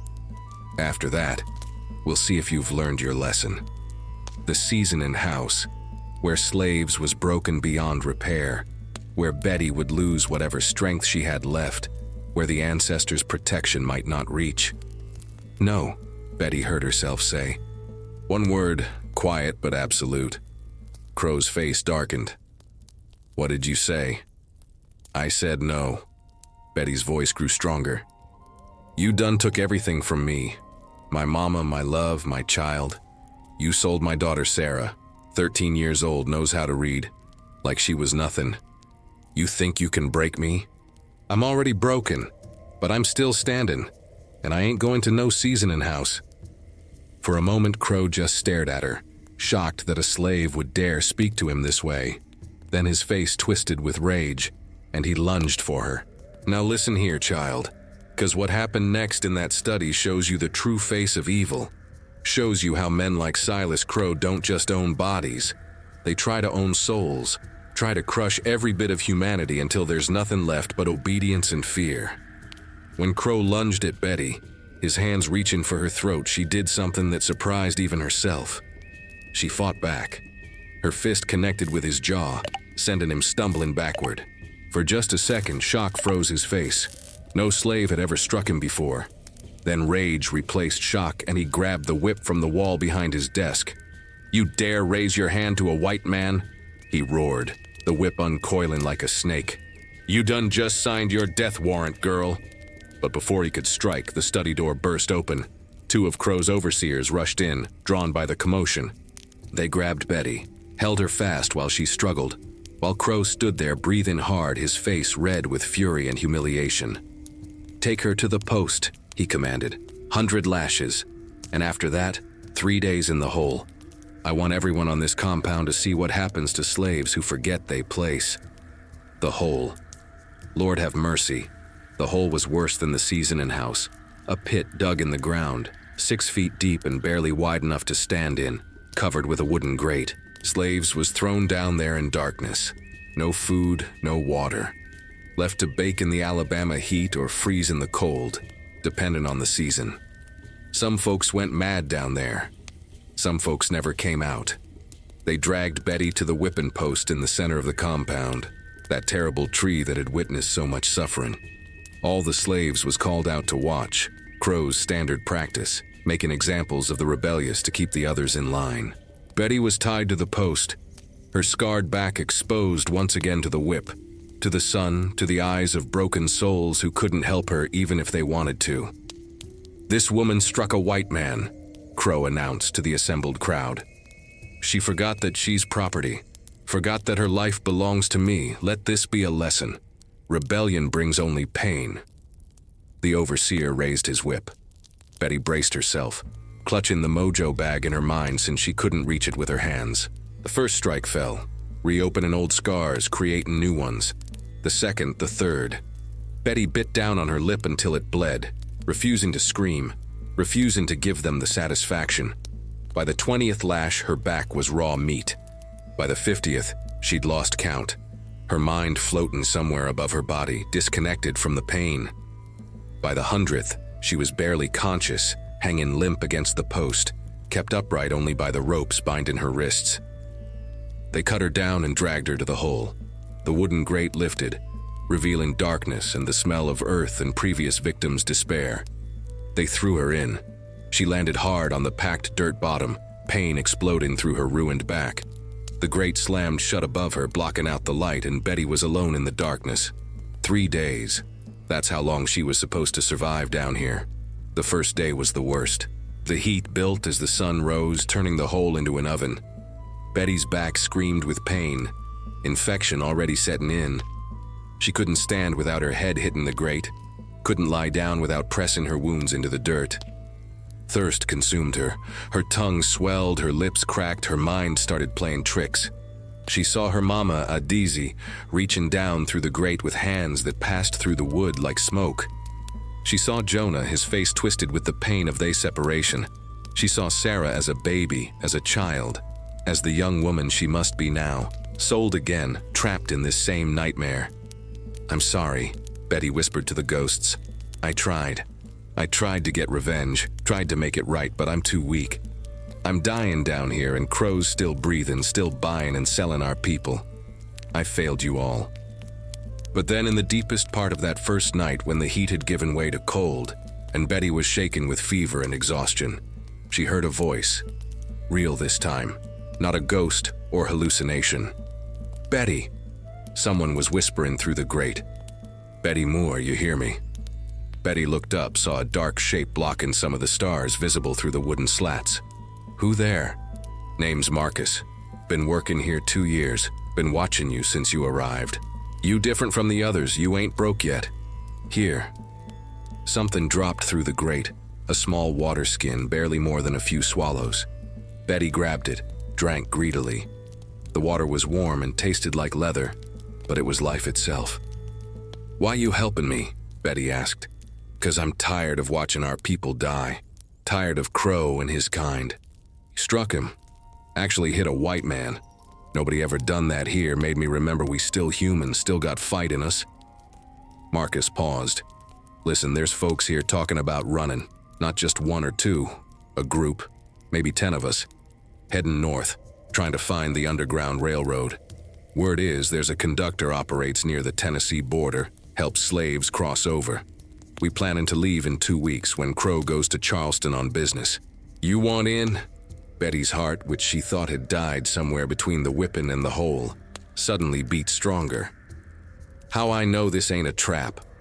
How I know you ain't one of Crowe's spies, testing my loyalty? You don't. You gotta trust. And trust is hard when you've been betrayed by this world over and over, but Betty, you got a choice. Stay here and die slow or risk everything for a chance at freedom." Before Betty could answer, footsteps approached. Marcus disappeared into the night like he'd never been there. But he left behind that water skin, and more importantly, he left behind hope. The next 2 days in the hole was torture, but Betty survived. She rationed the water Marcus had given her, ignored the hallucinations, kept her mind focused on one thing: 2 weeks. In 2 weeks, there would be an attempt at freedom. Maybe it would fail. Probably it would fail. But at least it was action, not just accepting death. When they finally pulled her out on the 3rd day, Betty could barely walk. Her back was infected, fever burning through her body so weak she had to be carried to the quarters. Essie and the other women tended to her, applying what little medicine they had, whispering prayers over her broken body. "You lucky to be alive," Essie said, cleaning Betty's wounds with water and vinegar that stung like hellfire. "Most folks don't survive what you just went through. Crowe must want you alive for some reason, otherwise he would have just let you die down there." Betty knew why she was alive. Crowe had paid $1,200 for her, a huge investment. He couldn't recoup his money if she was dead. So he'd break her, season her, remake her into obedient property. Or so he thought. That night, lying on her pallet, barely able to move, Betty received another visitor. A young man named Isaiah slipped into the quarters, knelt beside her. "Marcus sent me," he whispered. "Said you might be interested in our plans. We leave on October 31st. Samhain, the old folks call it, when the veil between worlds is thin and spirits walk. Good night for disappearing. We got a map scratched out, know where the North Star sits in the sky, got supplies hidden. You strong enough to run?" Betty looked at him with eyes that had seen too much death, too much pain. "I'll crawl if I have to. I ain't staying here to be broken." Isaiah nodded. "Then you're in. But Betty, Crowe can't know you part of this. He's watching you close now, waiting for you to step out of line again so he can finish what he started. You got to play the obedient slave, keep your head down, make him think you've been properly disciplined." It was the hardest thing Betty had ever done, pretending to be broken when rage still burned inside her, shuffling and saying yes sir and no sir to the man who destroyed her family, serving his meals and cleaning his house while plotting his destruction. But she did it, 'cause survival required playing the game, and Betty Moore was done dying for white men's sins. She was ready to make them pay instead. 2 weeks, 14 days until the escape attempt. 14 days to heal enough to run. 14 days to figure out how to take Silas Crowe with her to hell before she left this place. 'Cause Betty had realized something in that hole, in the darkness and pain and fever dreams. She didn't have to choose between revenge and freedom. She could have both. In them days of deep sorrow, when October turned the leaves red as blood and the nights grew long and cold. There was a stirring in the quarters at Crowe's compound, a dangerous stirring, the kind that made overseers nervous and set dogs to bark in its shadows. Rebellion was in the air, whispered in the hush harbors where slaves met to pray, passed in glances between field hands, carried on the wind like smoke from distant fires. Betty healed slow from her time in the hole, her body mending but never forgetting. The scars on her back told a story now, layers upon layers of white man's cruelty written in raised flesh. But them scars had made her harder, sharper, more focused. She'd become what Crowe tried to create but feared most, a slave with nothing left to lose. The group planning the escape met in secret, never all together, always in pairs or threes, sharing information like pieces of a puzzle that only made sense when you stepped back and saw the whole picture. There was Marcus, who'd first reached out to Betty through the grate. Isaiah, young and strong, who'd mapped the route north. Ruth, a woman who'd been at Crowe's compound for 5 years and knew every guard's routine. Samuel, an old man who claimed he'd run before, been caught but still remembered the safe houses and passwords of the Underground Railroad. And there was Betty, who brought something different to the group, rage that could be weaponized, knowledge from her years at Hawthorne, and a desperate need to strike back before she fled. They gathered in the root cellar beneath the kitchen late at night, speaking in whispers while Betty kept watch through the floorboards above. "We need weapons," Marcus was saying. "Can't go running through Alabama woods defenseless. Patrollers got dogs, got guns. We need something to fight back with." "The tool shed," Isaiah suggested. "Got axes, hatchets, pitchforks. I've been leaving the lock loose. Nobody noticed yet." Betty's hand went to the mojo bag still hanging around her neck. The spirits had been quiet since the hole, but now she felt them stirring again, whispering in that language older than words. "The pitchfork," she said. "That's what I need." The others looked at her. They knew Betty's story, knew about her mama, about Jonah, about Sarah, knew about the vow she'd made. Ruth spoke carefully. "Betty, we runnin' for freedom. This ain't about revenge." "Everything about revenge," Betty cut her off, her voice hard as iron. "Every step we take north is revenge against them that enslaved us. Every breath we draw as free people is revenge against the system that said we wasn't human. And if I can take one slave trader with me to hell, that's revenge too." Silence fell over the group. They was all thinking the same thing. Killing a white man, especially one as wealthy and connected as Silas Crowe, would bring down wrath like they'd never seen. Every patroller, every sheriff, every plantation owner in 3 states would be hunting them. Dogs would tear through the woods. Posses would ride day and night. And if they was caught, when they was caught, the pessimistic ones thought, the punishment would be worse than death. But Samuel, the old runaway, surprised everyone by speaking up. "Let her do it. Hell, I'll help. Nat Turner knew something we forgot.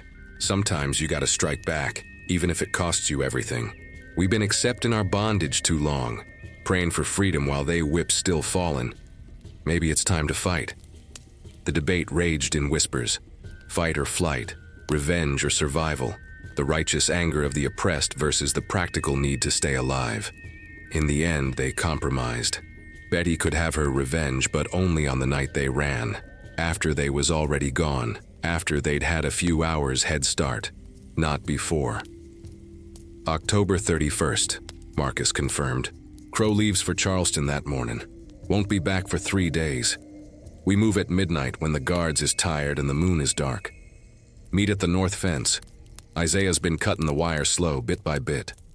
We run through the woods toward Tennessee, following the drinking gourd. The group dispersed one by one, leaving Betty alone in the root cellar. She sat in the darkness, surrounded by dried herbs and stored vegetables, and began to pray.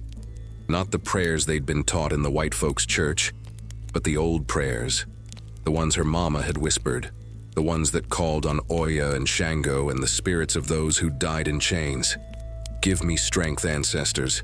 Give me the courage to do what must be done. Let my hand be steady when the moment comes." The days crawled by.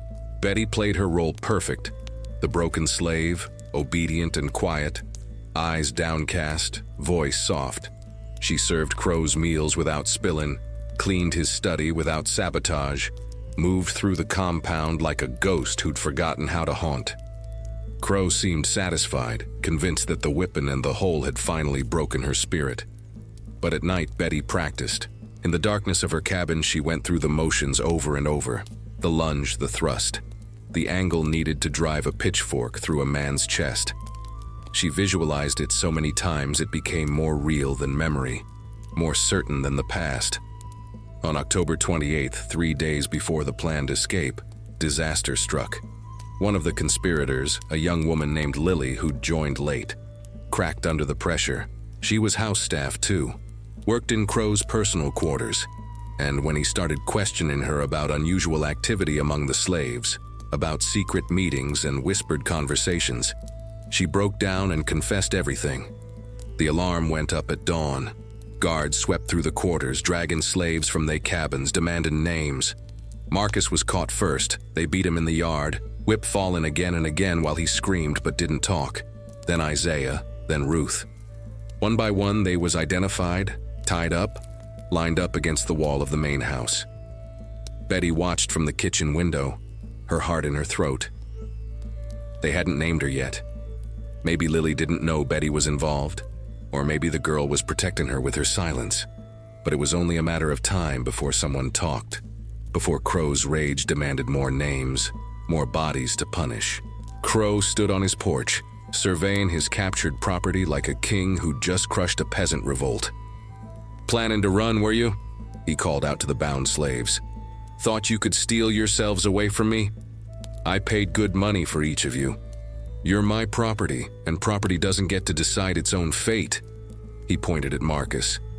"Take that one to the whipping post. 50 lashes, then brand him. Capital R for runaway, right on his forehead. Let everyone know what he tried to do." As guards dragged Marcus away, Betty made a decision. The plan was ruined. The escape was over before it began. But that didn't mean she couldn't still fulfill her vow. If she was going down, she'd take Crowe with her. She slipped out of the kitchen, moving through the servants' passages that connected the buildings. Nobody paid attention to a slave going about her duties. She reached the tool shed, found the pitchfork where Isaiah said it would be. 4 iron tines, wooden handle worn smooth from years of use, sharp enough to pierce human flesh. Betty hid it under a tarp near the barn, then returned to the house to wait.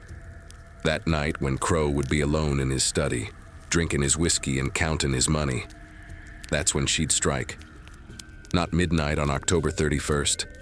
Not after a clean escape. Tonight. Now. Before she lost her nerve or got discovered.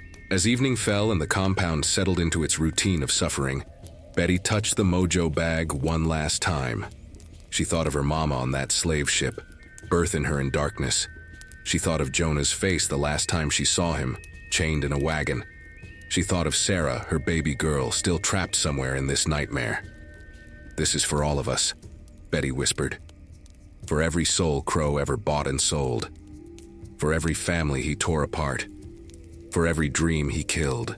The ancestors answered with wind through the trees with the call of a crow. 3 times the deathbird sang.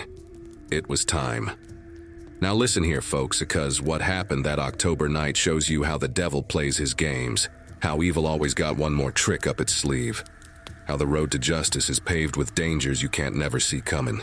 Betty Moore waited in the shadows behind the barn, her hand wrapped tight around that pitchfork handle, her heart beating like drums in a spiritual, every nerve in her body alive with anticipation and fear. The compound had settled into its evening rhythm, guards patrolling the perimeter, dogs chained and restless, slaves locked in their quarters nursing wounds from the day's punishments.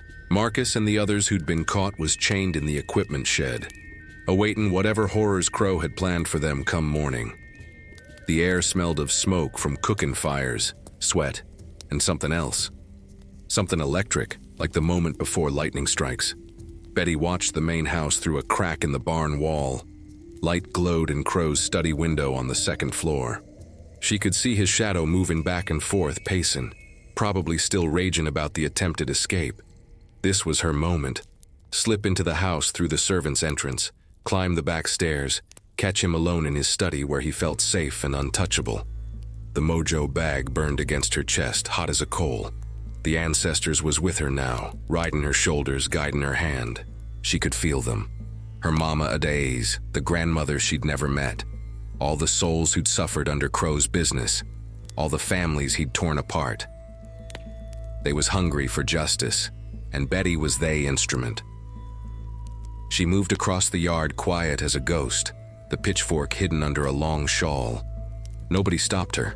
House servants moved freely enough, and the guards was focused on the perimeter where runaways might flee, not on slaves moving toward the main house. Betty slipped through the kitchen door, past Essie, who was scraping dishes, up the narrow back stairs that servants used. The hallway on the second floor was dim, lit only by a single lamp. Betty's bare feet made no sound on the worn carpet. She could hear Crowe's voice behind the study door. He was talking to someone, his words sharp with anger. Betty's heart sank. She'd expected him to be alone. If someone was with him, the whole plan fell apart. She pressed her ear to the door, listening. "Can't trust any of them," Crowe was saying. "Thought I'd broken enough spirits to keep them in line, but they still plot and scheme. Well, tomorrow I'll make such an example of them conspirators that no slave in Alabama will dare think about running again."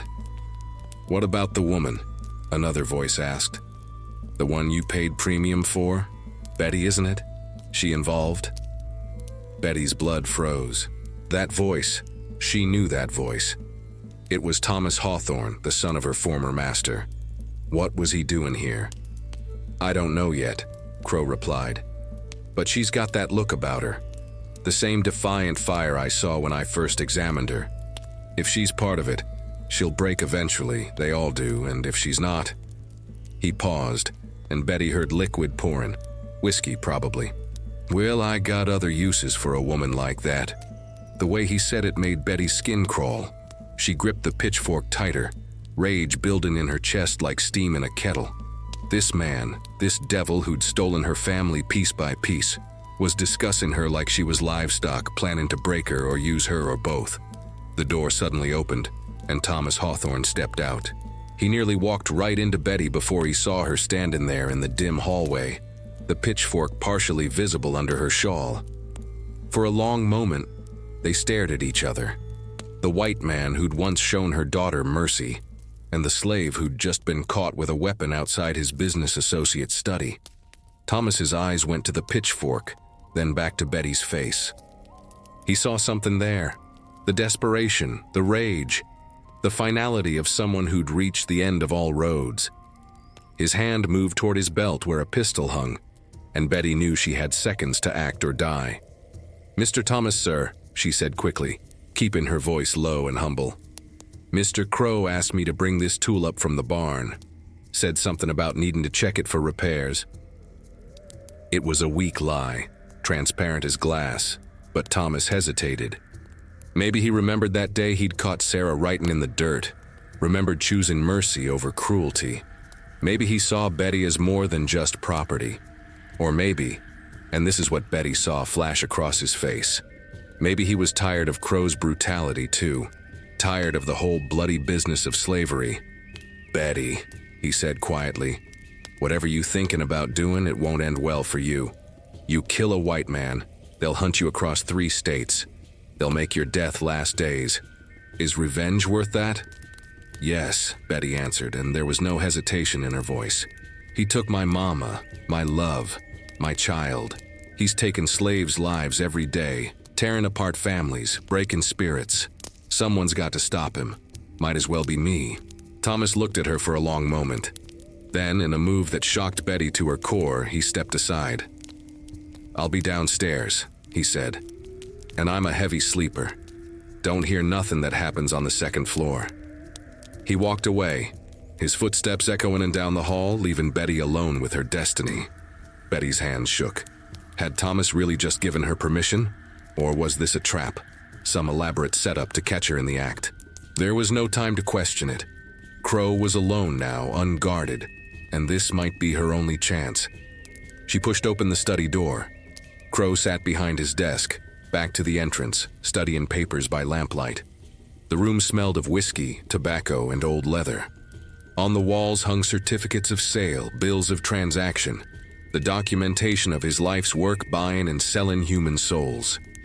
"Took you long enough, Hawthorne," Crowe said without turning. "Pour yourself another drink if you—" He turned and saw Betty standing there, the pitchfork now fully visible in her hands. For a moment, just a brief, beautiful moment, fear flashed across Silas Crowe's face. Real, genuine fear. The kind of fear he'd inflicted on thousands of slaves over his lifetime was now his own. "You," he breathed, his hand reaching for the desk drawer where Betty knew he kept a pistol. "Me," Betty confirmed, stepping forward. "Betty Moore. You don't remember me, do you? Don't remember my mama Adaiz, who you bought off a ship. Don't remember selling my daughter Sarah. Don't remember any of us 'cause we wasn't people to you. We was just merchandise." Crowe's hand closed on the drawer handle, yanked it open. But Betty was faster, rage lending her speed she didn't know she had. She lunged forward, the pitchfork raised high, and drove it down with all the strength of 28 years of suffering, all the fury of a mother separated from her child, all the righteous anger of every enslaved soul who'd ever dreamed of justice. The tines pierced Crowe's shoulder, pinning him to the chair. He screamed, a high-pitched shriek that cut through the night. His hand released the pistol, clutched at the pitchfork instead, blood spreading across his white shirt. "That's for my mama," Betty said, her voice cold as January frost. But she'd missed his heart. The angle was wrong, or her strength had faltered at the last second, or the ancestors had other plans. Crowe was wounded but alive, screaming for help, and Betty could hear footsteps pounding up the stairs. Guards, overseers. She had seconds before they burst through that door. The pistol. She grabbed it from the desk drawer, pointed it at Crowe's head. One shot. That's all it would take to finish what she'd started. Her finger tightened on the trigger. Listen here now, people, 'cause this is where time slowed down to nothing, where a single second stretched into eternity, where Betty Moore stood with a pistol in her hand and a choice that would echo through the ages. The study door was rattling, guards throwing their weight against it, shouting threats and demands. Crowe was slumped in his chair, the pitchfork still pinning his shoulder, blood pumping between his fingers as he tried to pull it free, his face white as cotton with shock and pain. Betty's finger rested on that trigger, and Lord have mercy, she wanted to pull it. Wanted to see Crowe's brain splattered across his certificates of sale. Wanted to watch the light go out of them predator eyes. Every fiber of her being screamed for that final justice, for the completion of the vow she'd made on Hawthorne's whipping post. But something stopped her. Maybe it was the ancestors whispering that her destiny lay elsewhere. Maybe it was the realization that killing Crowe with a pistol shot would bring every guard in the compound crashing through that door in seconds, and she'd die before taking another breath. Or maybe, and this thought cut deeper than any whip, maybe she wanted Crowe to live long enough to know what it felt like to be broken, to suffer, to lose everything. The door burst open. 3 guards poured in, weapons drawn, and behind them came Thomas Hawthorne with his own pistol raised. But Thomas's aim wasn't at Betty. It was at the guards. "Stop," he commanded, his voice carrying authority that surprised everyone, including Betty. "Nobody shoots. This situation is complicated." "She attacked Mr. Crowe," one guard shouted. "She's got to hang." "Maybe," Thomas said carefully, keeping his pistol trained on the guards. "But Mr. Crowe's still alive, and I want to hear what he's got to say about his business practices, about the families he's destroyed, about whether a man who deals in human flesh deserves mercy when that flesh finally strikes back." Betty stared at Thomas confused. What game was he playing? Was this mercy or strategy, conscience or calculation? Crowe found his voice, though it came out weak and pained. "Thomas, what are you?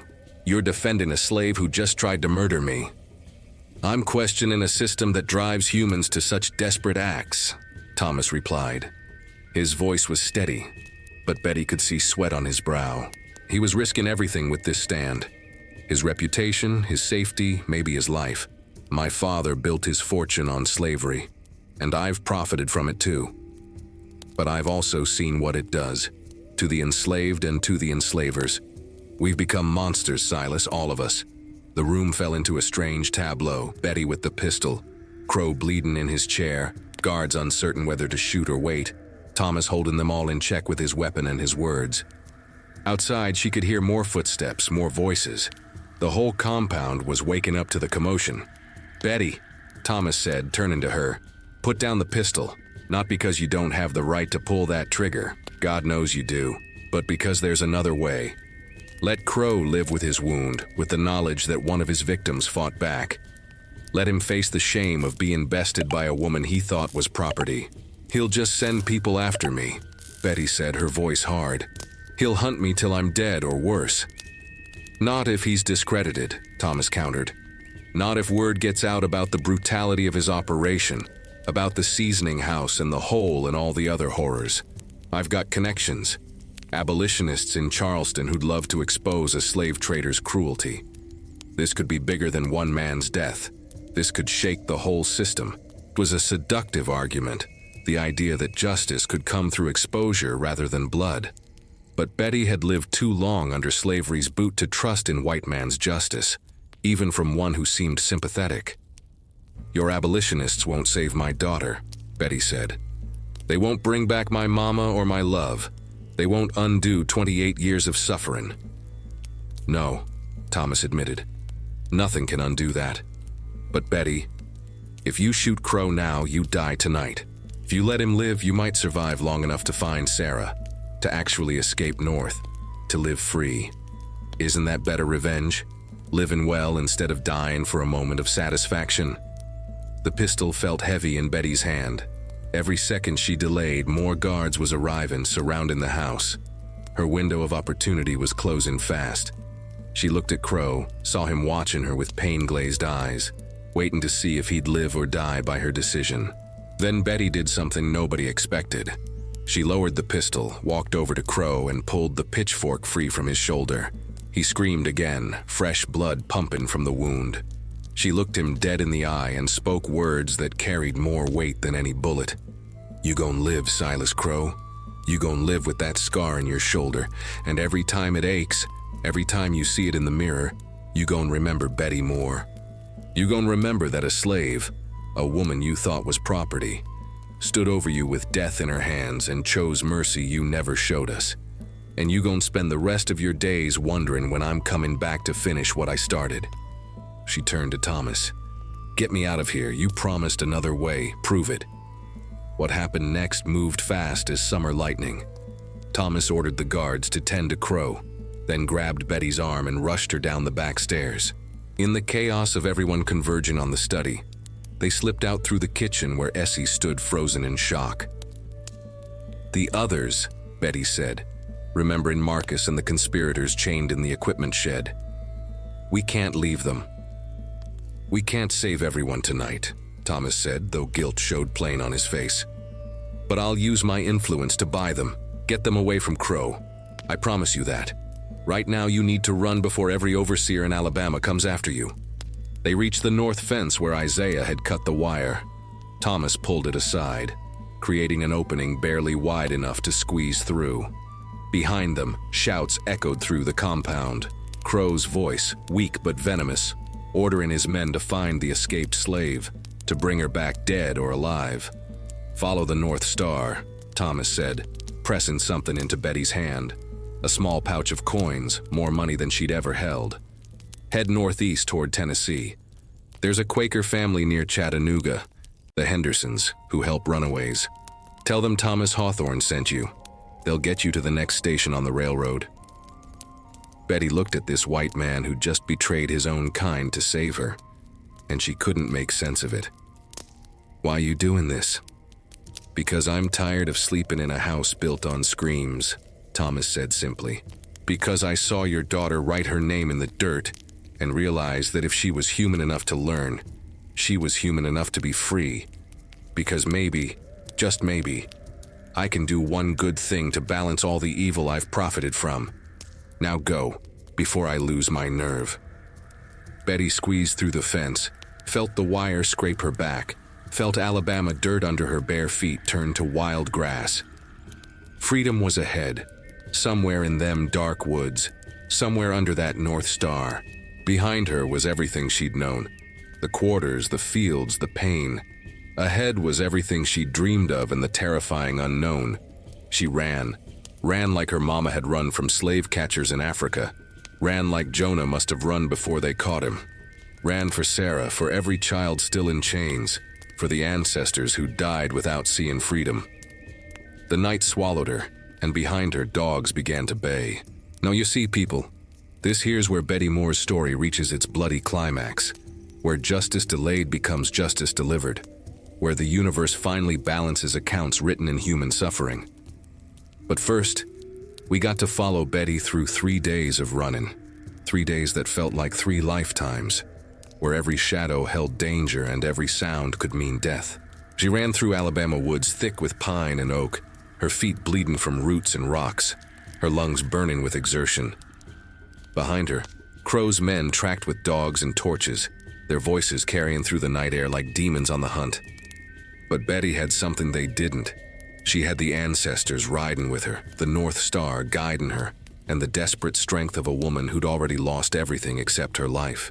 By dawn of the first day, she'd put 10 miles between herself and Crowe's compound. She hid in a hollowed-out tree, covering herself with leaves and moss, barely breathing as patrollers passed within feet of her hiding spot. The mojo bag around her neck pulsed warm against her skin. Aunt Cleo's magic working, keeping the dogs confused, turning their noses away from her scent. Second day, she crossed into Tennessee, following creek beds to hide her trail, eating berries and roots she remembered from her mama's teaching. Hunger gnawed at her belly, exhaustion pulled at her limbs, but Betty pushed forward. Freedom was ahead. Sarah was somewhere out there. She couldn't stop now. Third day near Chattanooga, she found the Henderson farm, a modest homestead with a simple wooden sign that read, "Friends welcome here." The code words Thomas had given her gained Betty entry to a root cellar where 3 other runaways was hiding, all headed north on the Underground Railroad. Mrs. Henderson, a kind Quaker woman with steel-gray hair and gentle eyes, fed Betty hot soup and tended her wounds. "Thee has traveled far," Mrs. Henderson said in that peculiar Quaker way of speaking, "and thee is safe here, at least for tonight. Tomorrow our conductor will take thee to the next station." But that night, while Betty finally slept for the first time in 3 days, Silas Crowe himself arrived at the Henderson farm. He'd tracked her there through bribes and threats, through beaten information out of slaves who might have seen her, through that particular bloodhound determination of a man who'd been humiliated and wanted revenge more than life itself. His shoulder was bandaged, his face gray with infection and pain, but his eyes burned with hellfire. He'd brought 6 men with him, bounty hunters who made they livin' catchin' runaways. They surrounded the farmhouse at midnight, torches blazing, guns drawn. "Henderson," Crowe's voice rang out, "I know you got my property in there. Send her out or I'll burn this whole place to the ground with you in it." Betty woke to Mrs. Henderson's urgent whisper. "Thee must flee. Out the back, through the cornfield. Run now." But Betty had run far enough. Something crystallized in her chest, a certainty hard as diamond, clear as spring water. This was the moment the ancestors had been preparing her for. Not in Crowe's study where guards could interrupt, not on Hawthorne Plantation where justice would be cut short, but here, now, in this final confrontation. She grabbed a pitchfork leaning against the cellar wall. Another one, like the tool was following her, like destiny kept placing it in her hands. The other runaways fled through the back as Mrs. Henderson had instructed, but Betty climbed those cellar stairs, walked through the farmhouse, and stepped out onto the front porch. Crowe stood in the yard, torch in one hand, pistol in the other, his men spread out behind him. When he saw Betty, a terrible smile crossed his face. "There you are," he said, his voice thick with pain and malice. "Thought you could run from me? Thought you could stick me with a pitchfork and just walk away? I'm gonna make an example of you, girl. Gonna take you back in chains, whip you till there's no skin left, then sell what's left to the worst hellhole plantation I can find." "No," Betty said, and her voice carried across that yard like thunder before a storm. "You ain't taking me nowhere. You ain't selling nobody else. Your days of buying and selling human souls is over." She descended the porch steps, the pitchfork held firm in her hands. Crowe raised his pistol, and for a moment, time stopped. Betty could see everything with crystal clarity. The fear lurking under Crowe's bravado, the uncertainty on his men's faces, the way the torchlight cast shadows that looked like spirits gathering to witness. "I'll shoot you where you stand," Crowe warned. "Then shoot," Betty replied. "But we both know you want me alive. Can't profit off a dead slave. Can't break a spirit that's already free." She kept walking forward, slow and steady, the pitchfork raised. Crowe's pistol wavered. Behind her, Betty felt the ancestors pressing close. Her mama Adaize, the grandmother born in Africa. All the souls who died in chains, all the families torn apart. They was with her now, lending her strength, guiding her hand. Crowe fired. The shot went wild, the pistol kicking up from his wounded shoulder, throwing off his aim. The bullet tore through Betty's side, burning like hellfire, but didn't stop her. She lunged forward with a roar that came from somewhere deeper than her throat, came from centuries of oppression, came from the Middle Passage, came from every auction block and whipping post and slave quarter in the whole bloody history of America. The pitchfork drove through Silas Crowe's chest, all four tines punching through ribs and muscle, and finally, reaching his black heart. His eyes went wide with shock and pain. The torch and pistol fell from his hands. He looked down at the wooden handle protruding from his chest, then up at Betty's face. "You," he gasped, blood bubbling from his lips. "You're just property." "I'm human," Betty said, her voice fierce and final. "I always was. And you died knowing that a woman you thought you owned was the one who sent you to hell." Silas Crowe collapsed, the pitchfork standing upright in his chest like a flagpole, like a monument, like a gravestone marking the death of one man but symbolizing something bigger. The death of the lie that some humans could own others, could buy and sell and break them without consequence. His men stood frozen, shocked by what they'd witnessed. "Mrs." Henderson appeared at Betty's side, pressing cloth to the bullet wound in her side. "Thee has done what thee had to do," the Quaker woman said quietly. "Now thee must run. Justice has been served. But the law won't see it that way." Betty looked down at Crowe's body, felt the rage that had sustained her for so long finally quiet, replaced by something else. Not quite peace, but the beginning of it. The vow was fulfilled. The debt was paid.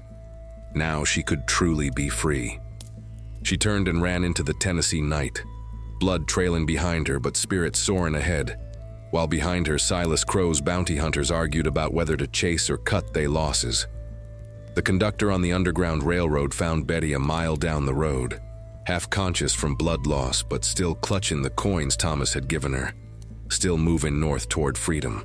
Listen close now, children, because this is where Betty Moore's story finds its ending. Though in truth, stories like hers don't never really end. They just transform into something else, into legend and memory and lessons passed down through generations. The ancestors know that one woman's journey from bondage to freedom is really the journey of us all.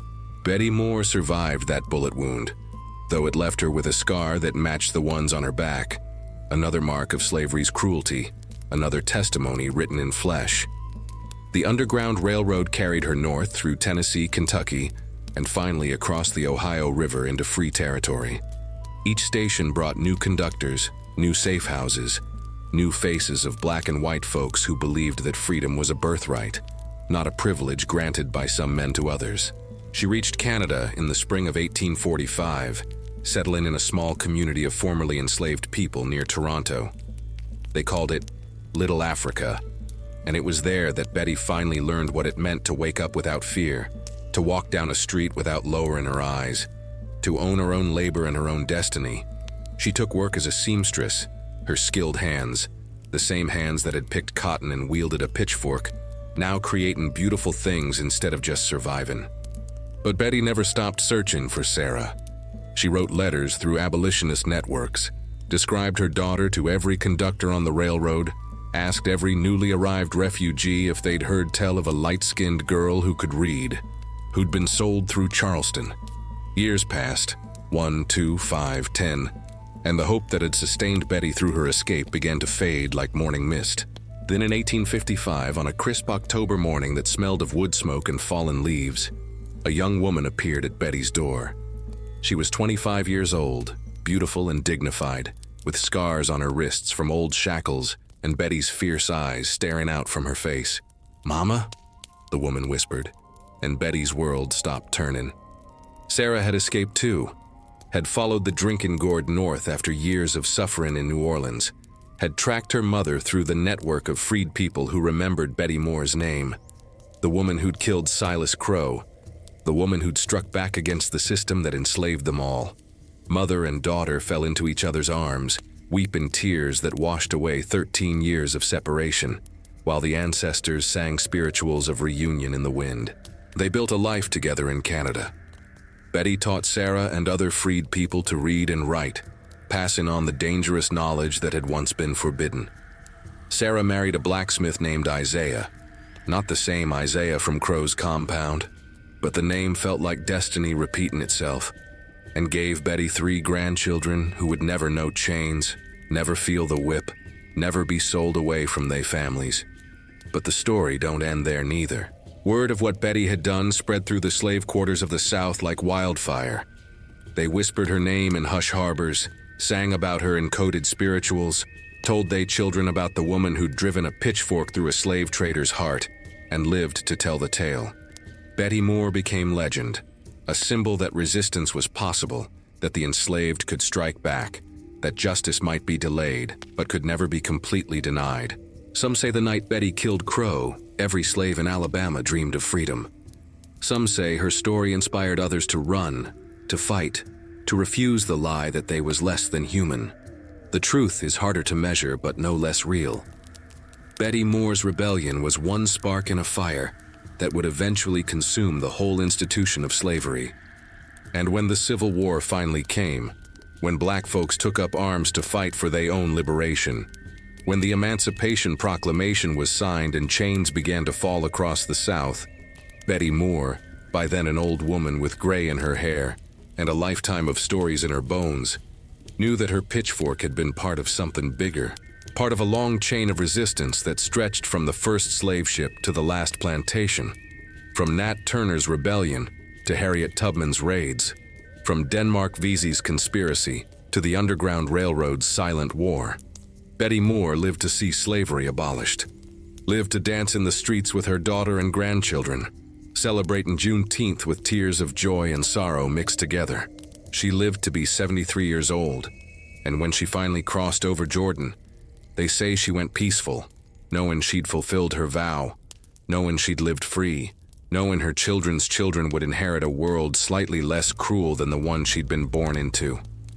They buried her in a cemetery where ex-slaves could rest in dignity, under a simple headstone that read, "Betty Moore, born in chains, died free, lived fierce." But her real monument ain't made of stone. It's made of every descendant who stands tall, every person who refuses oppression, every soul who remembers that freedom is worth fighting for, worth dying for, worth killing for when all other options have been exhausted. So when you hear the wind blowing through old plantation grounds, when you stand where auction blocks used to be, when you walk past monuments to the Confederacy and feel rage rise in your chest, remember Betty Moore. Remember that our ancestors weren't passive victims. They fought back, they resisted, they drove pitchforks through the hearts of evil men and ran toward freedom with the North Star guiding their way. And if you listen real close, you can still hear her voice carrying on that wind, singing the spirituals she learned in the quarters, calling out the names of everyone she loved and lost, reminding us that the struggle for justice ain't never over. It just changes shape, passes from generation to generation, each one picking up the pitchfork where the last one laid it down. Who suffered, suffered. Who resisted, left memory. And memory we keep here, we guard here, we pass on here, and in the files of slavery. This was Betty Moore's story, her pain, her rage, her victory, her legacy. May we honor it by never forgetting, and by continuing the fight for freedom in whatever form it takes in our own time. The ancestors is watching. They waiting to see what we gon' do with the freedom they bought with they blood. This is the truth. This is the testimony. This is what we carry forward. Ash, amen. So it was, so it is, so it shall be.